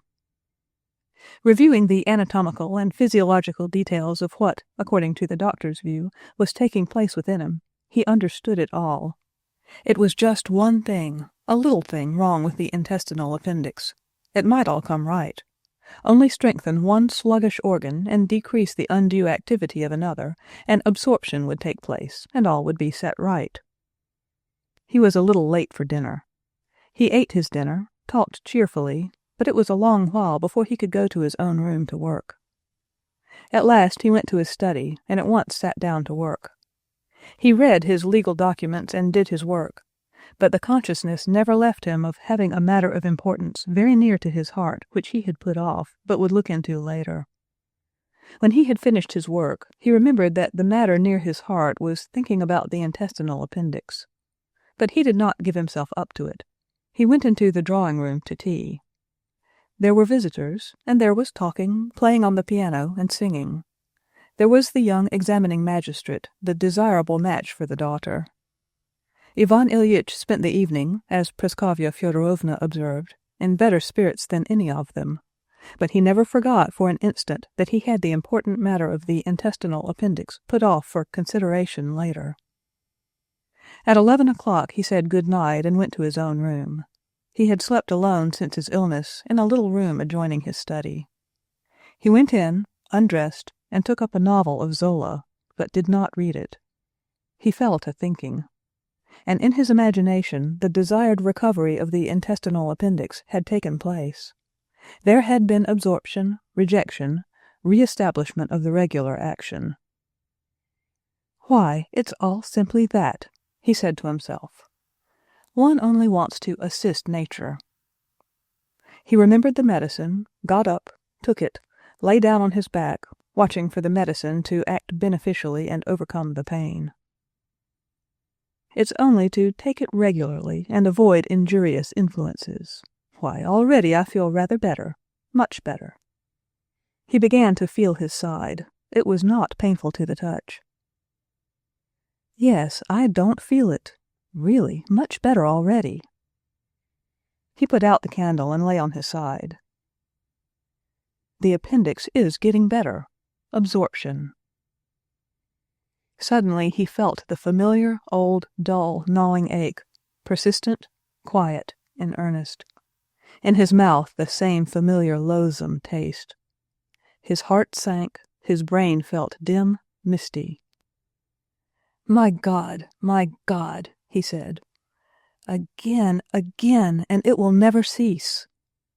And suddenly the whole thing rose before him in quite a different aspect. "Intestinal appendix, kidney," he said to himself. "It's not a question of the appendix, not a question of the kidney, but of life and death. Yes, life has been, and now it's going away, and I cannot stop it. Yes, why deceive myself? Isn't it obvious to everyone except me that I'm dying? And it's only a question of weeks, of days, at once perhaps. There was light, and now there is darkness. I was here, and now I am going. Where? A cold chill ran over him. His breath stopped. He heard nothing but the throbbing of his heart. I shall be no more. Then what will there be? There'll be nothing. Where then shall I be when I'm no more? Can this be dying? No, I don't want to. He jumped up, tried to light the candle, and fumbling with trembling hands, he dropped the candle and the candlestick on the floor and fell back again on the pillow. Why trouble? It doesn't matter, he said to himself, staring with open eyes into the darkness. Death. Yes, death. And they, all of them, don't understand, and don't want to understand, and feel no pity. They are playing. He caught through the closed doors the faraway cadence of a voice and the accompaniment. They don't care, but they will die too. Fools. Me sooner and them later, but it will be the same for them. And they are merry, the beasts. Anger stifled him, and he was agonizingly, insufferably miserable. It cannot be that all men always have been doomed to this awful horror. He raised himself. There is something wrong in it. I must be calm. I must think it all over from the beginning. And then he began to consider. Yes, the beginning of my illness. I knocked my side, and I was just the same that day and the days after. It ached a little, and then more, then doctors, then depression, misery, and again doctors, and I've gone on getting closer and closer to the abyss. Strength growing less. Nearer and nearer. And here I am, wasting away, no light in my eyes. I think of how to cure the appendix, but this is death. Can it be death? Again a horror came over him. Gasping for breath, he bent over, began feeling for the matches, and knocked his elbow against the bedside table. It was in his way and hurt him. He felt furious with it, and his anger knocked against it more violently and upset it. And in despair, breathless, he fell back on his spine, waiting for death to come that instant. The visitors were leaving at that time. Praskovya Fyodorovna was seeing them out. She heard something fall and came in. What is it? Nothing. I dropped something by accident. She went out, brought a candle. He was lying, breathing hard and fast, like a man who has run a mile, and staring with fixed eyes at her. What is it, Jean? Nothing, I say. I dropped something. Why speak? She won't understand, he thought. She certainly did not understand. She picked up the candle, lighted it for him, and went out hastily. She had to say good-bye to a departing guest. When she came back, he was lying in the same position on his back, looking upwards. How are you? Worse? Yes. She shook her head, sat down. Do you know what, Jean? I wonder if we hadn't better send for Leschetitsky to see you here. This meant calling in the celebrated doctor regardless of expense. He smiled malignantly and said no. She sat a moment longer, went up to him, and kissed him on the forehead. He hated her with all the force of his soul when she was kissing him, and had to make an effort not to push her away. Good night. Please God you'll sleep. Yes. Chapter 6. Ivan Ilyich saw that he was dying and was in continual despair. At the bottom of his heart, Ivan Ilyich knew that he was dying, but so far from growing used to this idea, he simply did not grasp it. He was utterly unable to grasp it. The example of the syllogism that he had learned in Kiesweter's logic, Caius is a man, men are mortal, therefore Caius is mortal, had seemed to him all his life correct only as regards Caius, but not at all as regards himself. In that case it was a question of Caius, a man, an abstract man, and it was perfectly true, But he was not Caius, and was not an abstract man. He had always been a creature quite different from all others. He had been little Vanya, with a mamma and papa, and Mitya and Volodya, with playthings and a coachman and a nurse. Afterwards with Katenka, with all the joys and griefs and ecstasies of childhood, boyhood, and youth. What did Caius know of the smell of the leathern ball Vanya had been so fond of? Had Caius kissed his mother's hand like that? Caius had not heard the silk rustle of his mother's skirts. He had not made a riot at school over the pudding. Had Caius been in love like that? Could Caius preside over the sittings of the court? And Caius certainly was mortal, and it was right for him to die. But for me, little Vanya, Ivan Ilyich, with all my feelings and ideas, for me it's a different matter. And it cannot be that I ought to die. That would be too awful. That was his feeling. If I had to die like Caius, I should have known it was so. Some inner voice would have told me so.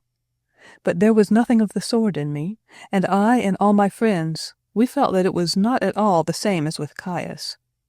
And now here it is, he said to himself. It can't be. It can't be, but it is. How is it? How's one to understand it?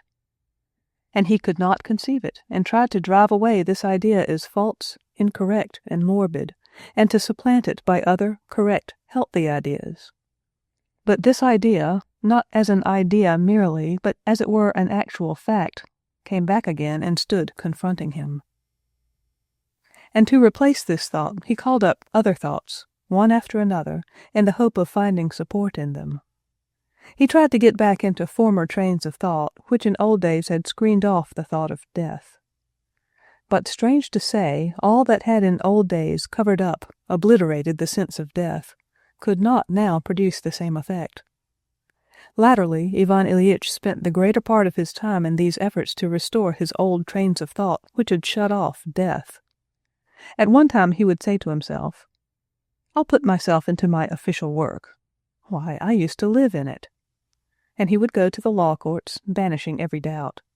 He would enter into conversation with his colleagues, and would sit carelessly, as his old habit was, scanning the crowd below dreamily, and with both his wasted hands he would lean on the arms of the oak armchair, just as he always did, and bending over to a colleague, pass the papers to him and whisper to him.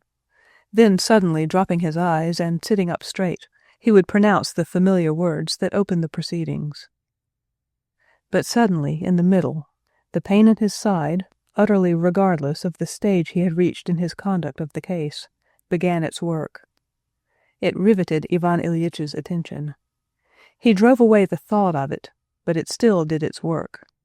And then it came and stood confronting him and looked at him, and he felt turned to stone, and the light died away in his eyes, and he began to ask himself again, can it be that it is the only truth? And his colleagues and his subordinates saw with surprise and distress that he, the brilliant, subtle judge, was losing the thread of his speech, was making blunders.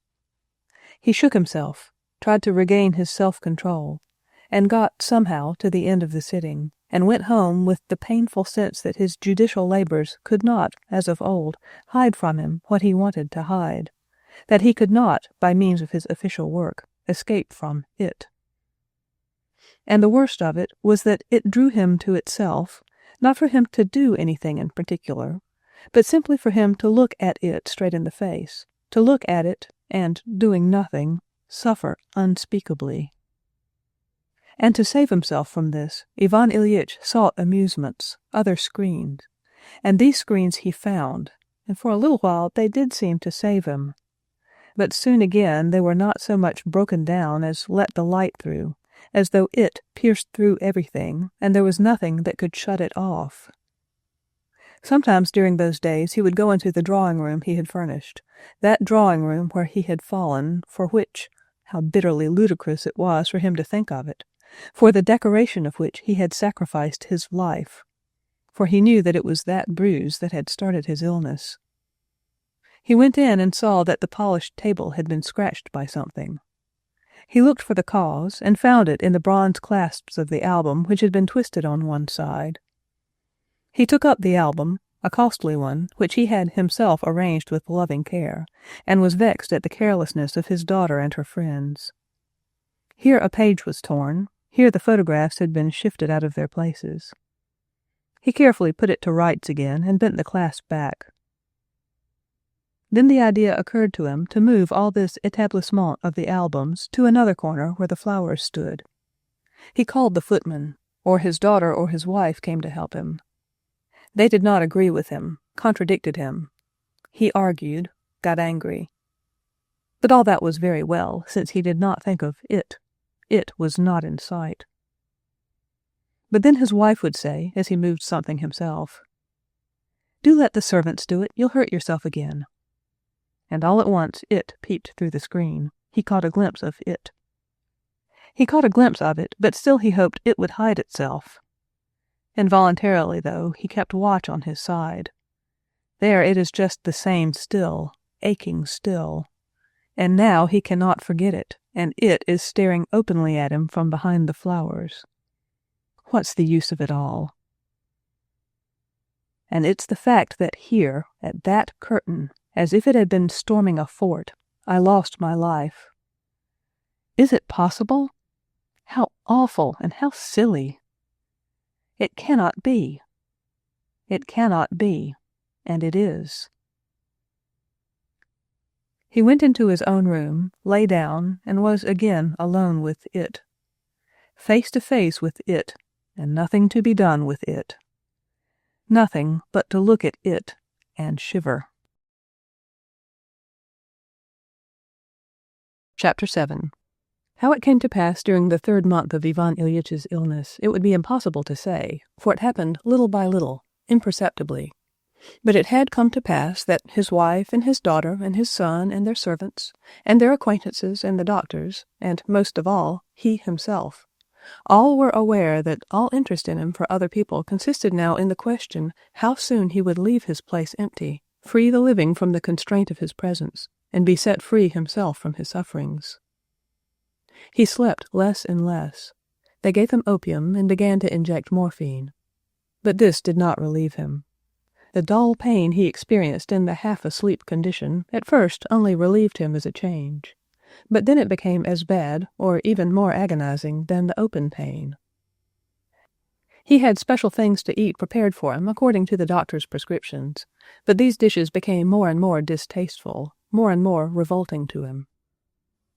Special arrangements, too, had to be made for his other physical needs, and this was a continual misery to him. Misery from the uncleanliness, the unseemliness, and the stench, from the feeling of another person having to assist in it. But just from this most unpleasant side of his illness there came comfort to Ivan Ilyich. There always came into his room on these occasions to clear up for him the peasant who waited at table, Gerasim. Gerasim was a clean, fresh, young peasant who had grown stout and hearty on the good fare in town, always cheerful and bright. At first the sight of this lad, always cleanly dressed in the Russian style, engaged in this revolting task, embarrassed Ivan Ilyich. One day, getting up from the night-stool, too weak to replace his clothes, he dropped onto a soft, low chair and looked with horror at his bare, powerless thighs, with the muscles so sharply standing out on them. Then there came in with light, strong steps Gerasim in his thick boots, diffusing a pleasant smell of tar from his boots, and bringing in the freshness of the winter air. Wearing a clean hempen apron and a clean cotton shirt, with his sleeves tucked up on his strong, bare young arms, without looking at Ivan Ilyich, obviously trying to check the radiant happiness in his face so as not to hurt the sick man, he went up to the night-stool. "Gerasim," said Ivan Ilyich faintly. Gerasim started, clearly afraid that he had done something amiss, and with a rapid movement turned towards the sick man his fresh, good-natured, simple young face, just beginning to be downy with the first growth of beard. "Yes, Your Honor?" "I'm afraid this is very disagreeable for you. You must excuse me. I can't help it." "Why, upon my word, sir," and Gerasim's eyes beamed, and he showed his white young teeth in a smile. "What's a little trouble? It's a case of illness with you, sir." And with his deft, strong arms he performed his habitual task, and went out, stepping lightly. And 5 minutes later, treading just as lightly, he came back. Ivan Ilyich was still sitting in the same way in the armchair. "Gerasim," he said, when the latter had replaced the night-stool, all sweet and clean. "Please help me. Come here." Gerasim went up to him. "Lift me up. It's difficult for me alone, and I've sent Dmitri away." Gerasim went up to him. As lightly as he stepped, he put his strong arms round him, deftly and gently lifted and supported him, with the other hand pulled up his trousers, and would have set him down again. But Ivan Ilyich asked him to carry him to the sofa. Gerasim, without effort, carefully not squeezing him, led him, almost carrying him, to the sofa, and settled him there. "Thank you. How neatly and well you do everything." Gerasim smiled again, and would have gone away, but Ivan Ilyich felt his presence such a comfort that he was reluctant to let him go. "Oh, move that chair near me, please. No, that one, under my legs. I feel easier when my legs are higher." Gerasim picked up the chair, and without letting it knock, set it gently down on the ground just at the right place, and lifted Ivan Ilyitch's legs onto it. It seemed to Ivan Ilyich that he was easier just at the moment when Gerasim lifted his legs higher. "I'm better when my legs are higher," said Ivan Ilyich. "Put that cushion under me." Gerasim did so. Again he lifted his legs to put the cushion under him. Again it seemed to Ivan Ilyich that he was easier at that moment when Gerasim held his legs raised. When he laid them down again, he felt worse. "Gerasim," he said to him, "are you busy just now?" "Not at all, sir," said Gerasim, who had learned among the town-bred servants how to speak to gentlefolks. "What have you left to do?" "Why, what have I to do? I've done everything. There's only the wood to chop for tomorrow." "Then hold my legs up like that, can you?" "To be sure I can." Gerasim lifted the legs up, and it seemed to Ivan Ilyich that in that position he did not feel the pain at all. "But how about the wood?" "Don't you trouble about that, sir. We shall have time enough." Ivan Ilyich made Gerasim sit and hold his legs, and began to talk to him. And strange to say, he fancied he felt better while Gerasim had hold of his legs. From that time forward, Ivan Ilyich would sometimes call Gerasim and get him to hold his legs on his shoulders, and he liked talking with him. Gerasim did this easily, readily, simply, and with a good nature that touched Ivan Ilyich. Health, strength, and hardiness in all other people were offensive to Ivan Ilyich, but the strength and hardiness of Gerasim did not mortify him, but soothed him. Ivan Ilyitch's great misery was due to the deception that for some reason or other everyone kept up with him, that he was simply ill and not dying, and that he need only keep quiet and follow the doctor's orders, and then some great change for the better would be the result. He knew that whatever they might do, there would be no result except more agonizing sufferings and death. And he was made miserable by this lie, made miserable at their refusing to acknowledge what they all knew and he knew, by their persisting in lying over him about his awful position, and in forcing him, too, to take part in this lie. Lying, this lying carried on over him on the eve of his death, and destined to bring that terrible, solemn act of his death down to the level of all their visits, curtains, sturgeons for dinner, was a horrible agony for Ivan Ilyich. And, strange to say, many times when they had been going through the regular performance over him, he had been within a hair's breadth of screaming at them, "Cease your lying! You know and I know that I'm dying, so do at least give over lying." But he had never had the spirit to do this. The terrible, awful act of his dying was, he saw, by all those about him, brought down to the level of a casual, unpleasant, and to some extent indecorous incident, somewhat as they would behave with a person who should enter a drawing-room smelling unpleasant. It was brought down to this level by that very decorum to which he had been enslaved all his life. He saw that no one felt for him, because no one would even grasp his position. Gerasim was the only person who recognized the position and felt sorry for him, and that was why Ivan Ilyich was only at ease with Gerasim. He felt comforted when Gerasim sometimes supported his legs for whole nights at a stretch and would not go away to bed, saying, "Don't you worry yourself, Ivan Ilyich, I'll get sleep enough yet."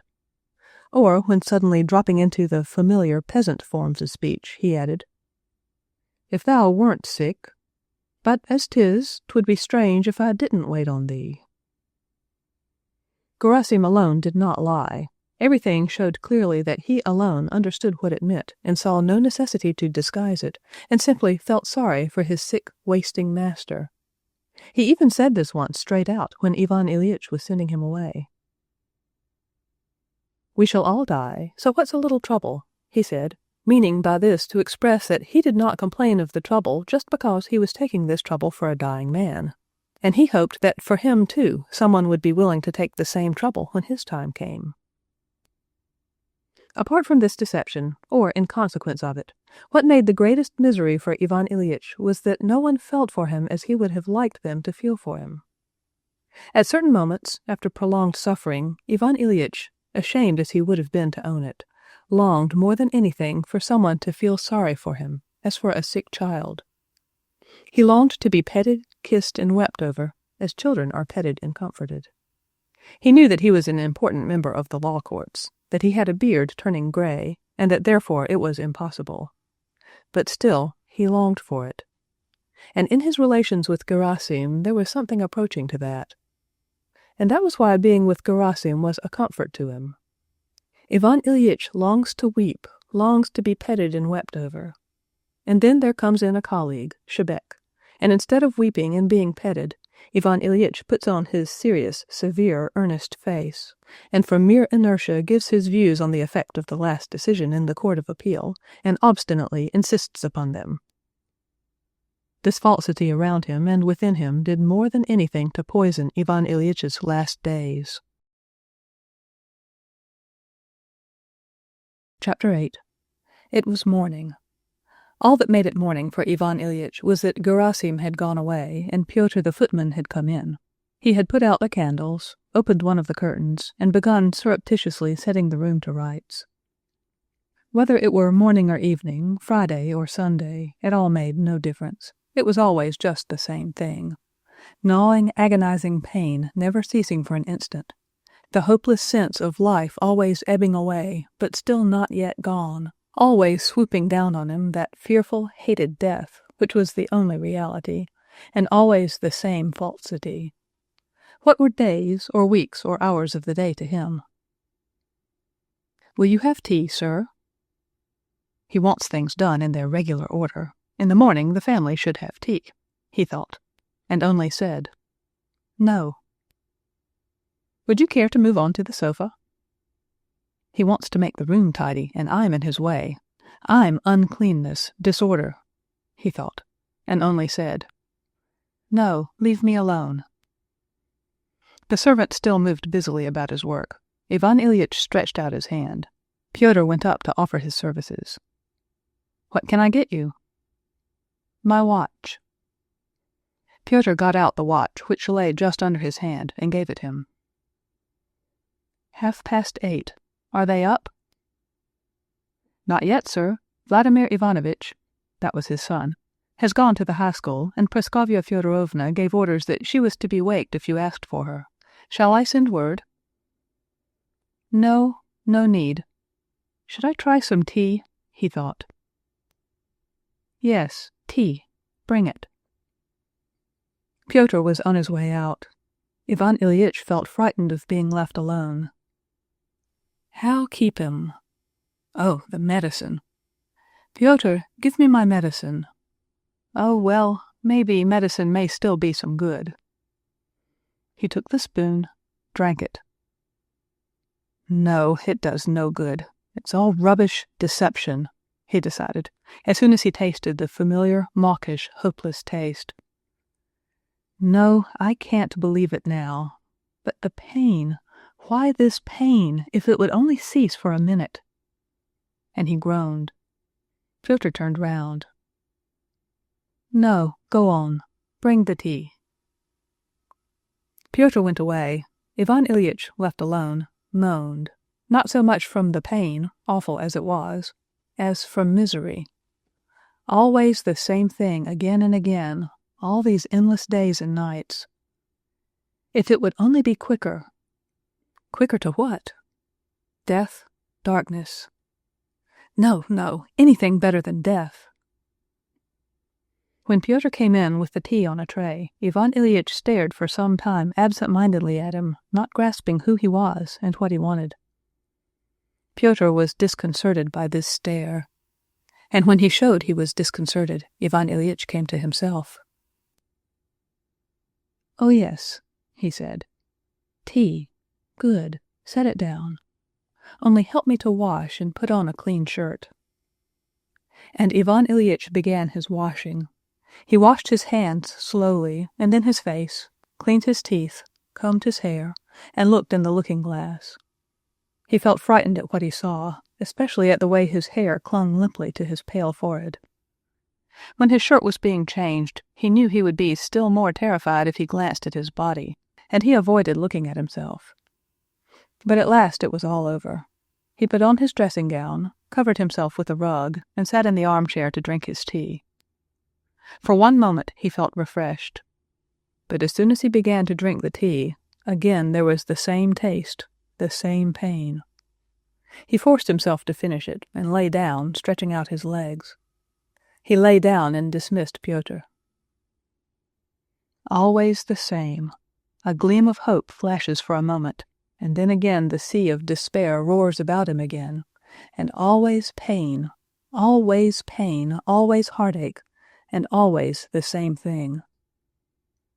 Alone it is awfully dreary. He longs to call someone, but he knows beforehand that with others present it will be worse. Morphine again, only to forget again. I'll tell him, the doctor, that he must think of something else. It can't go on. It can't go on like this. 1 hour, 2 hours pass like this. Then there is a ring at the front door. The doctor, perhaps. Yes, it is the doctor, fresh, hearty, fat, and cheerful, wearing that expression that seems to say, "You there are in a panic about something, but we'll soon set things right for you." The doctor is aware that this expression is hardly fitting here, but he has put it on once and for all, and can't take it off, like a man who has put on a frock coat to pay a round of calls. In a hearty, reassuring manner, the doctor rubs his hands. "I'm cold. It's a sharp frost. Just let me warm myself," he says with an expression, as though it's only a matter of waiting a little till he's warm, and as soon as he's warm he'll set everything to rights. "Well now, how are you?" Ivan Ilyich feels that the doctor would like to say, "How's the little trouble?" but that he feels that he can't talk like that, and says, "How did you pass the night?" Ivan Ilyich looks at the doctor with an expression that asks, "Is it possible you're never ashamed of lying?" But the doctor does not care to understand this look. And Ivan Ilyich says, "It's always just as awful. The pain never leaves me, never ceases. If only there were something." "Ah, you're all like that. All sick people say that." "Come now, I do believe I'm thawed. Even Praskovya Fyodorovna, who's so particular, could find no fault with my temperature. Well, now I can say good morning." And the doctor shakes hands. And dropping his former levity, the doctor, with a serious face, proceeds to examine the patient, feeling his pulse, to take his temperature, and then the tappings and soundings begin. Ivan Ilyich knows positively and indubitably that it's all nonsense and empty deception, but when the doctor, kneeling down, stretches over him, putting his ear first higher, then lower, and goes through various gymnastic evolutions over him with a serious face, Ivan Ilyich is affected by this, as he used sometimes to be affected by the speeches of the lawyers in court, though he was perfectly well aware that they were telling lies all the while, and why they were telling lies. The doctor, kneeling on the sofa, was still sounding him when there was the rustle of Praskovya Fyodorovna's silk dress in the doorway, and she was heard scolding Pyotr for not having let her know that the doctor had come. She comes in, kisses her husband, and at once begins to explain that she has been up a long while, and that it was only through a misunderstanding that she was not there when the doctor came.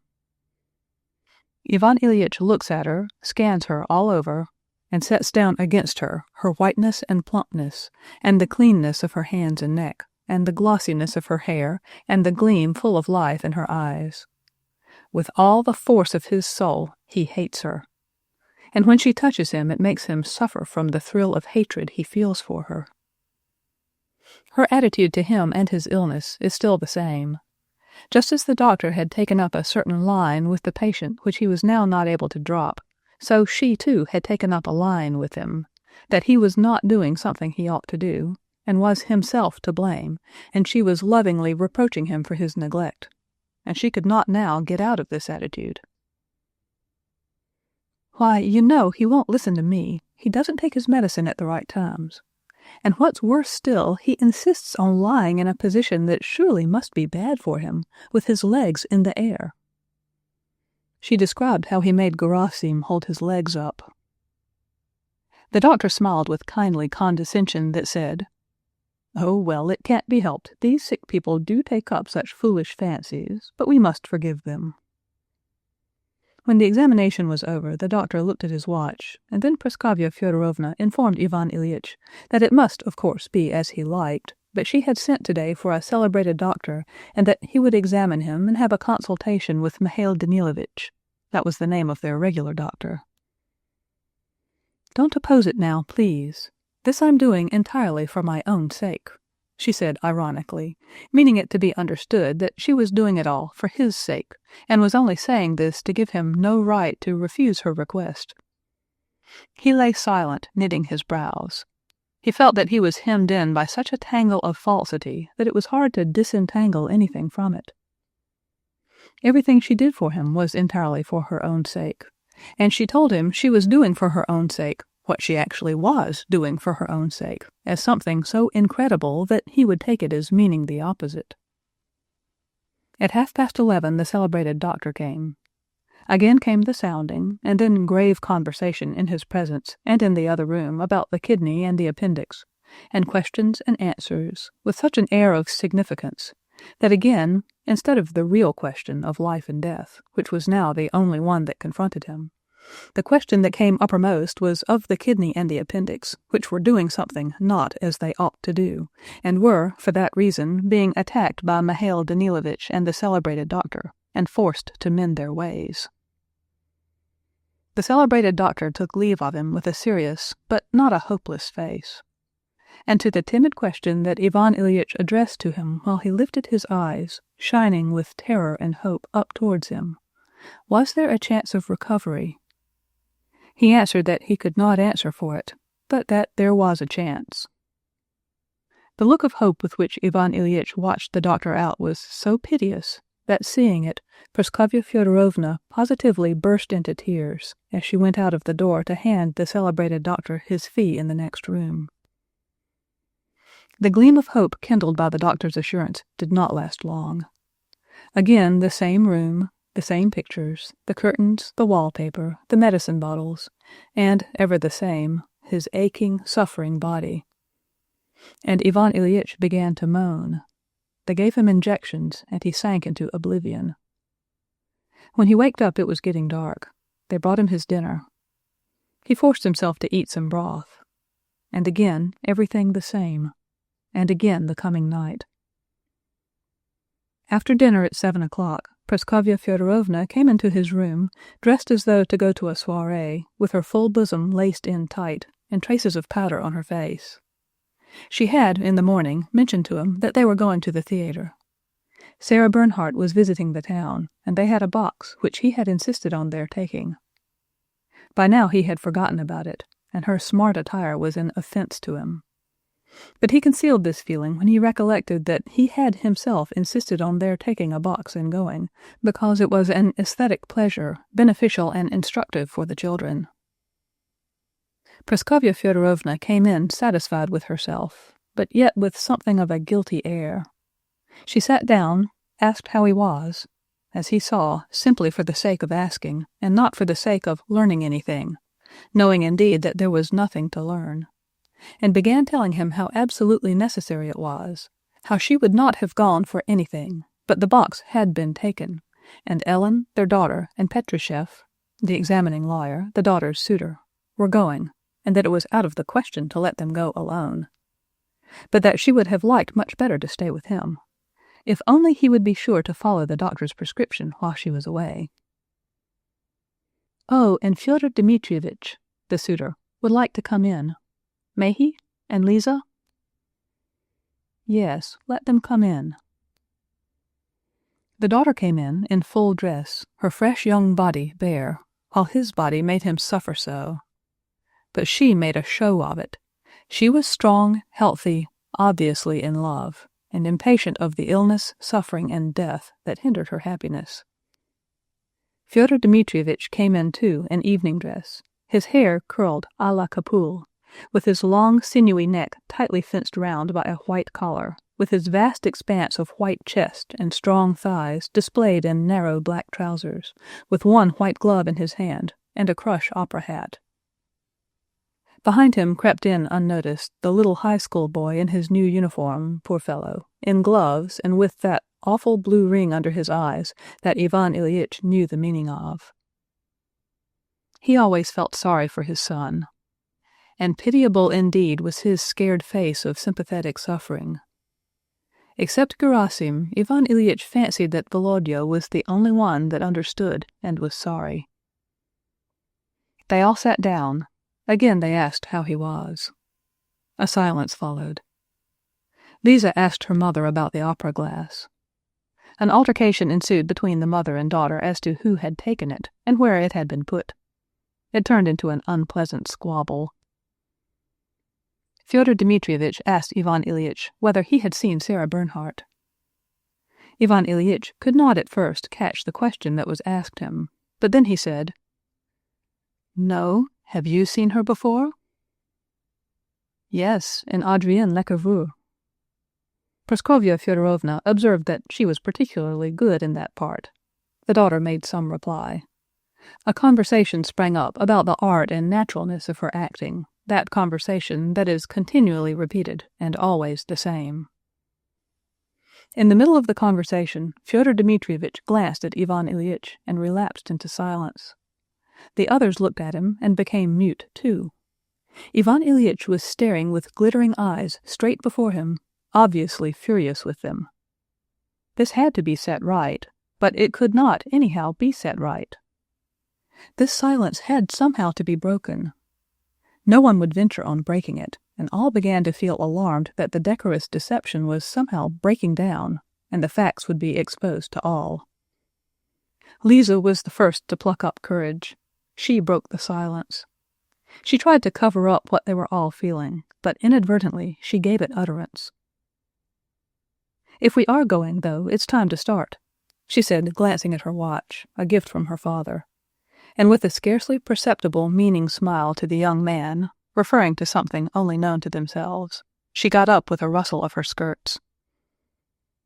They all got up, said good-bye, and went away. When they were gone, Ivan Ilyich fancied he was easier. There was no falsity. That had gone away with them. But the pain remained. That continual pain, that continual terror made nothing harder, nothing easier. It was always worse. Again came minute after minute, hour after hour, still the same and still no end, and ever more terrible the inevitable end. "Yes, send Gerasim," he said in answer to Pyotr's question. Chapter 9. Late at night his wife came back. She came in on tiptoe, but he heard her, opened his eyes, and made haste to close them again. She wanted to send away Gerasim and sit up with him herself instead. He opened his eyes and said, "No, go away." "Are you in great pain?" "Always the same." "Take some opium." He agreed and drank it. She went away. Till 3 o'clock he slept a miserable sleep. It seemed to him that he and his pain were being thrust somewhere into a narrow, deep, black sack, and they kept pushing him further and further in, and still could not thrust him to the bottom. And this operation was awful to him, and was accompanied with agony. And he was afraid, and yet wanted to fall into it, and struggled, and yet tried to get into it. And all of a sudden he slipped and fell, and woke up. Gerasim, still the same, is sitting at the foot of the bed, half dozing peacefully, patient. And he is lying with his wasted legs clad in stockings, raised on Gerasim's shoulders, the same candle burning in the alcove, and the same interminable pain. "Go away, Gerasim," he whispered. "It's all right, sir. I'll stay a bit longer." "No, go away." He took his legs down, lay sideways on his arm, and he felt very sorry for himself. He only waited till Gerasim had gone away into the next room. He could restrain himself no longer, and cried like a child. He cried at his own helplessness, at his awful loneliness, at the cruelty of people, at the cruelty of God, at the absence of God. "Why hast thou done all this? What brought me to this? Why torture me so horribly?" He did not expect an answer, and wept, indeed, that there was, and could be, no answer. The pain grew more acute again, but he did not stir, did not call. He said to himself, "Come, more then. Come, strike me. But what for? What have I done to thee? What for?" Then he was still, ceased weeping, held his breath, and was all attention. He listened, as it were, not to a voice uttering sounds, but to the voice of his soul, to the current of thoughts that rose up within him. "What is it you want?" was the first clear idea able to be put into words that he grasped. "What? Not to suffer, to live," he answered. And again he was utterly plunged into attention so intense that even the pain did not distract him. "To live? Live how?" the voice of his soul was asking. "Why, live as I used to live before, happily and pleasantly." "As you used to live before, happily and pleasantly?" queried the voice. And he began going over in his imagination the best moments of his pleasant life. But strange to say, all these best moments of his pleasant life seemed now not at all what they had seemed then. All, except the first memories of childhood. There, in his childhood, there had been something really pleasant in which one could have lived if it had come back. But the creature who had this pleasant experience was no more. It was like a memory of someone else. As soon as he reached the beginning of what had resulted in him as he was now, Ivan Ilyich, all that had seemed joys to him then now melted away before his eyes and were transformed into something trivial and often disgusting. And the further he went from childhood, the nearer to the actual present, the more worthless and uncertain were the joys. It began with life at the school of jurisprudence. Then there had still been something genuinely good. Then there had been gaiety. Then there had been friendship. Then there had been hopes. But in the higher classes these good moments were already becoming rarer. Later on, during the first period of his official life at the governor's, good moments appeared. But it was all mixed, and less of it was good.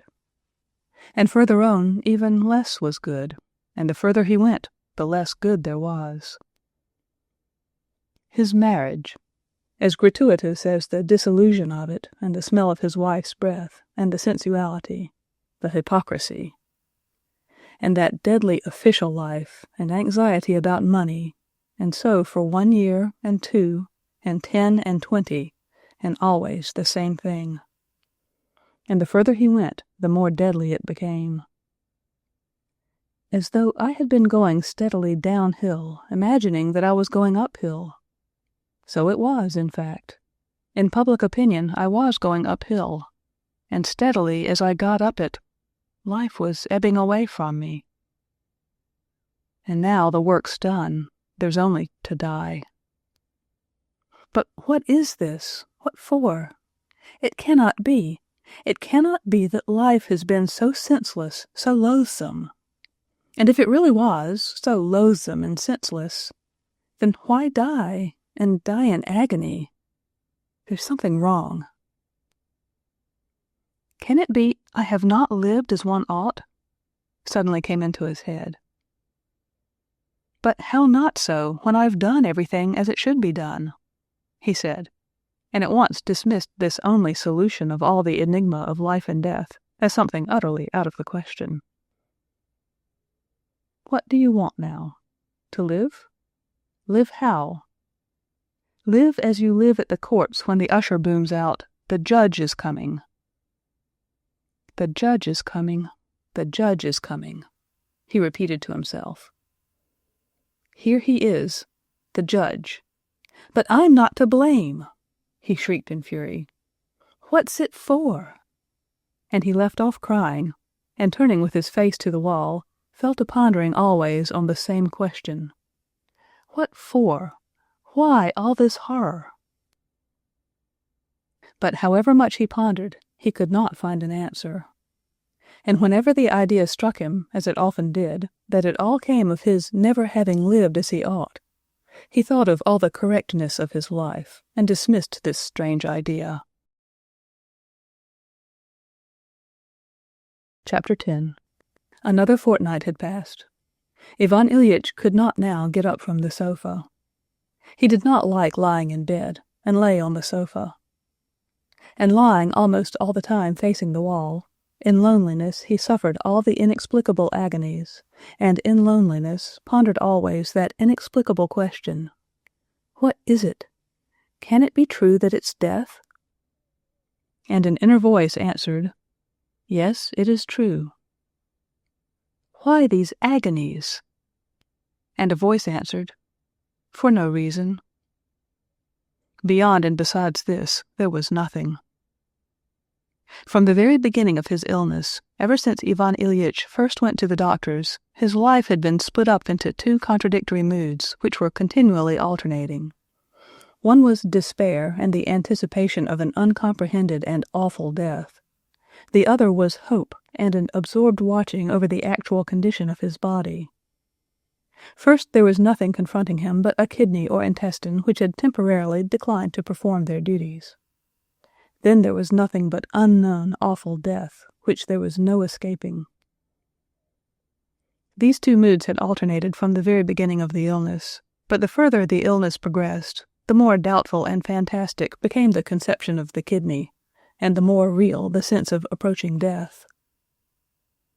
He had but to reflect on what he had been 3 months before, and what he was now, to reflect how steadily he had been going downhill, for every possibility of hope to be shattered.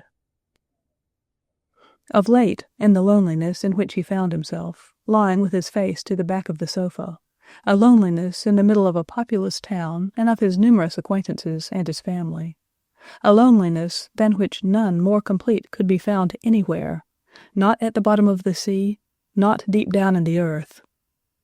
Of late, in this fearful loneliness, Ivan Ilyich had lived only in imagination in the past. One by one the pictures of his past rose up before him.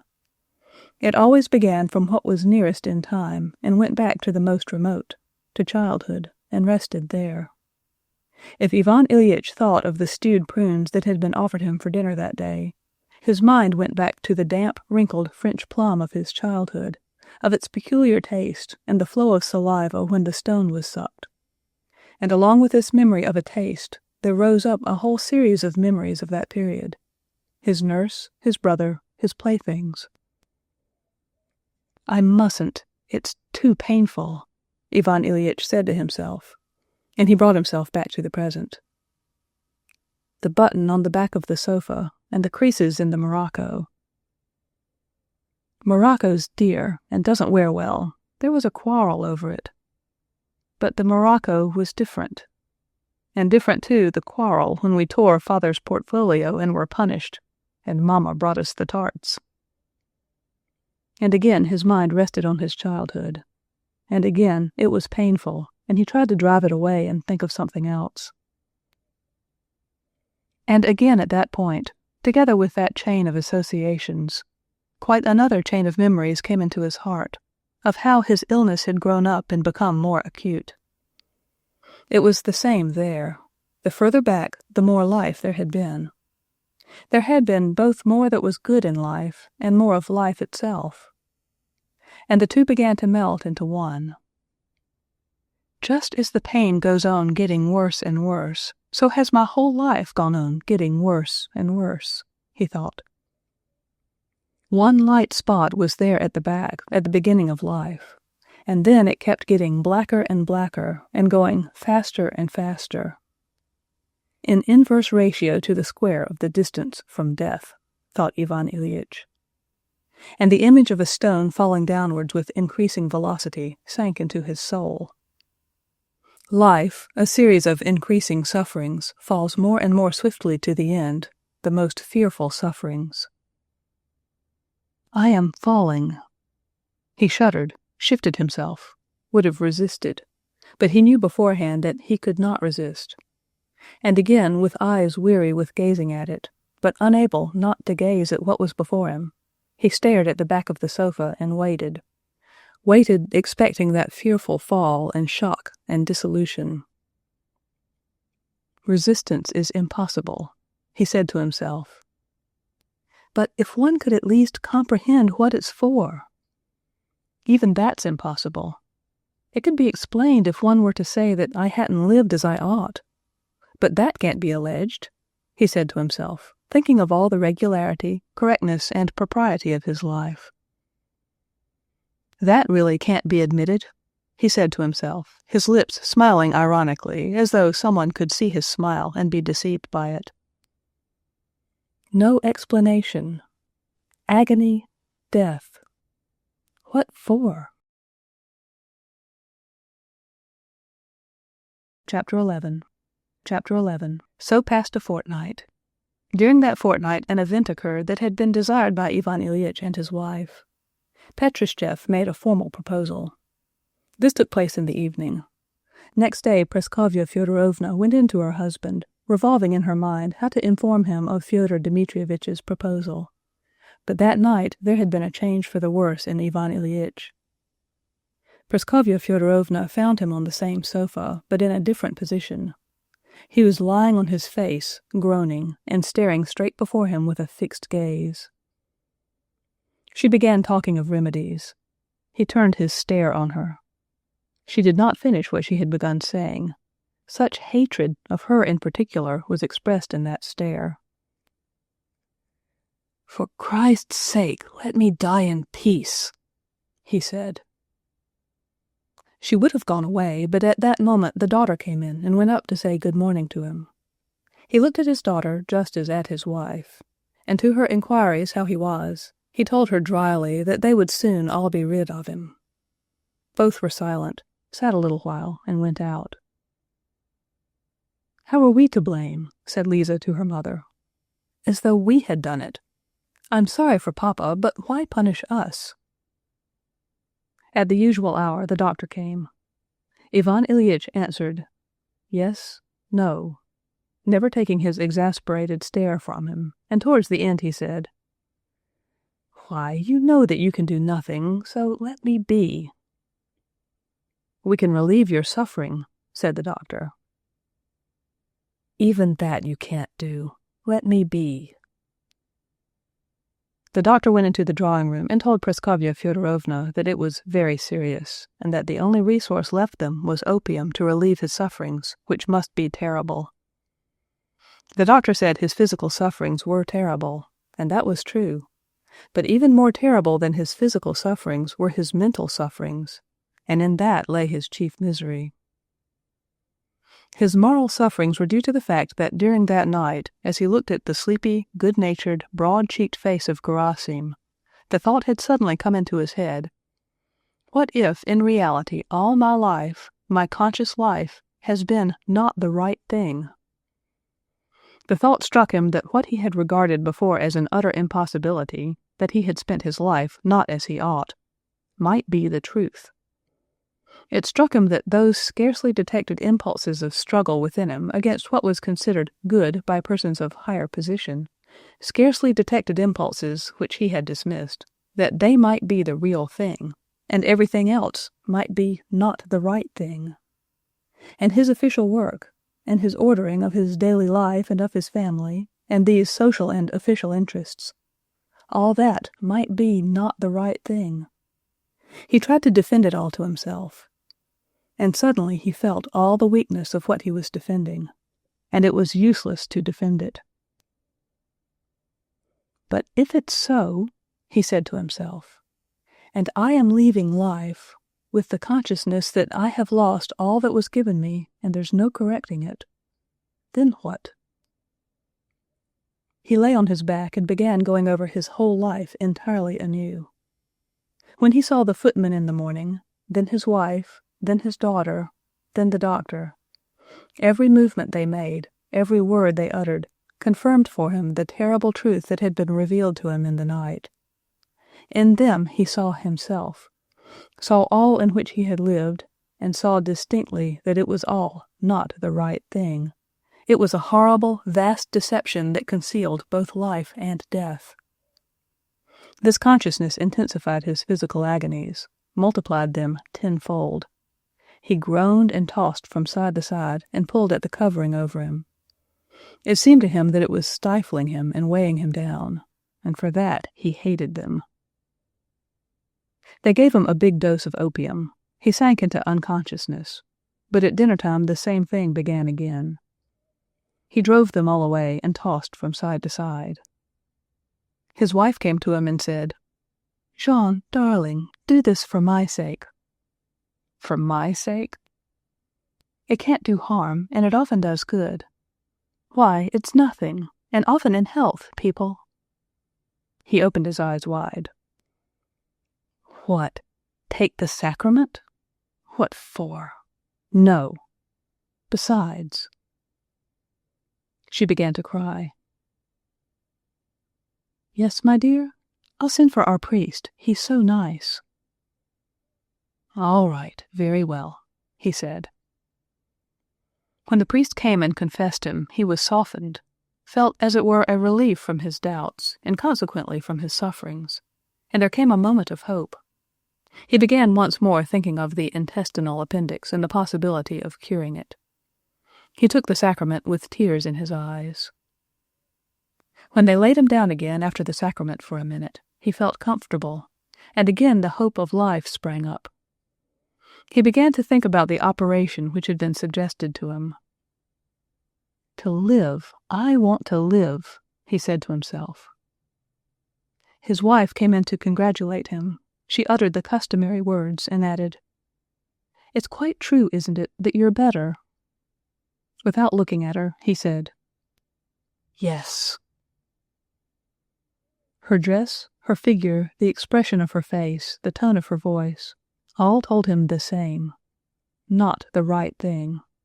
All that in which you lived and are living is lying, deceit, hiding life and death away from you. And as soon as he had formed that thought, hatred sprang up in him, and with that hatred, agonizing physical sufferings, and with these sufferings the sense of inevitable, approaching ruin. Something new was happening. There were screwing and shooting pains, and a tightness in his breathing. The expression of his face as he uttered that yes was terrible. After uttering that yes, looking her straight in the face, he turned onto his face with a rapidity extraordinary in his weakness, and shrieked, "Go away! Go away! Let me be!" Chapter 12. From that moment there began the scream that never ceased for 3 days, and was so awful that through 2 closed doors one could not hear it without horror. At the moment when he answered his wife, he grasped that he had fallen, that there was no return, that the end had come, quite the end, while doubt was still as unsolved, still remained doubt. "Ooh!" "Ooh! Ooh!" he screamed in varying intonations. He had begun screaming, "I don't want to," and so had gone on screaming on the same vowel sound, "ooh."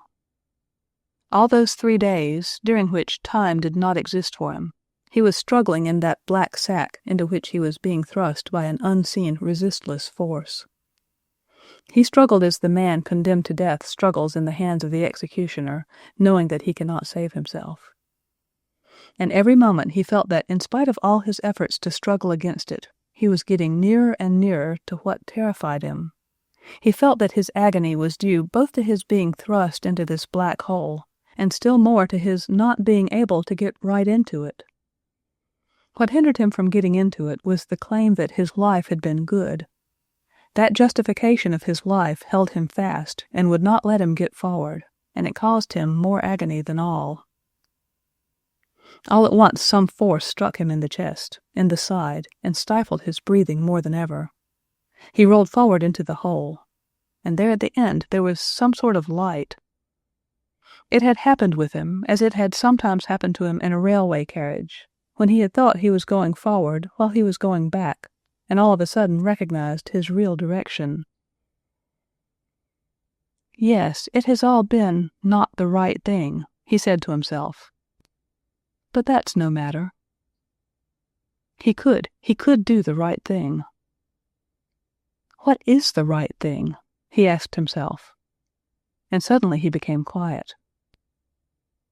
This was at the end of the 3rd day, 2 hours before his death. At that very moment the schoolboy had stealthily crept into his father's room and gone up to his bedside. The dying man was screaming and waving his arms. His hand fell on the schoolboy's head. The boy snatched it, pressed it to his lips, and burst into tears. At that very moment Ivan Ilyich had rolled into the hole and caught sight of the light, and it was revealed to him that his life had not been what it ought to have been, but that could still be set right. He asked himself, "What is the right thing?" and became quiet, listening. Then he felt someone was kissing his hand. He opened his eyes and glanced at his son. He felt sorry for him. His wife went up to him. He glanced at her. She was gazing at him with open mouth, the tears unwiped streaming over her nose and cheeks, a look of despair on her face. He felt sorry for her. "Yes, I'm making them miserable," he thought. "They're sorry, but it will be better for them when I die." He would have said this, but had not the strength to utter it. "Besides, why speak? I must act," he thought. With a glance to his wife, he pointed to his son and said, "Take away. Sorry for him. And you too." He tried to say forgive, but said forego, and too weak to correct himself, shook his hand, knowing that he would understand, whose understanding mattered. And all at once it became clear to him that what had tortured him and would not leave him was suddenly dropping away all at once on both sides, and on 10 sides, and on all sides. He was sorry for them, must act so that they might not suffer. Set them free, and be free himself of those agonies. How right and how simple, he thought. And the pain? He asked himself. Where's it gone? Where are you, pain? He began to watch for it. Yes, here it is. Well, what of it? Let the pain be. And death, where is it? He looked for his old accustomed terror of death, and did not find it. Where is it? What death? There was no terror, because death was not either. In the place of death, there was light. So this is it, he suddenly exclaimed aloud. What joy! To him all this passed in a single instant, and the meaning of that instant suffered no change after. For those present his agony lasted another 2 hours. There was a rattle in his throat, a twitching in his wasted body. Then the rattle and the gasping came at longer and longer intervals. "It is over," someone said over him. He caught those words and repeated them in his soul. "Death is over," he said to himself. "It's no more." He drew in a breath, stopped midway in the breath, stretched, and died. March 25, 1886. This concludes The Death of Ivan Ilyich by Leo Tolstoy, translated by Constance Garnett.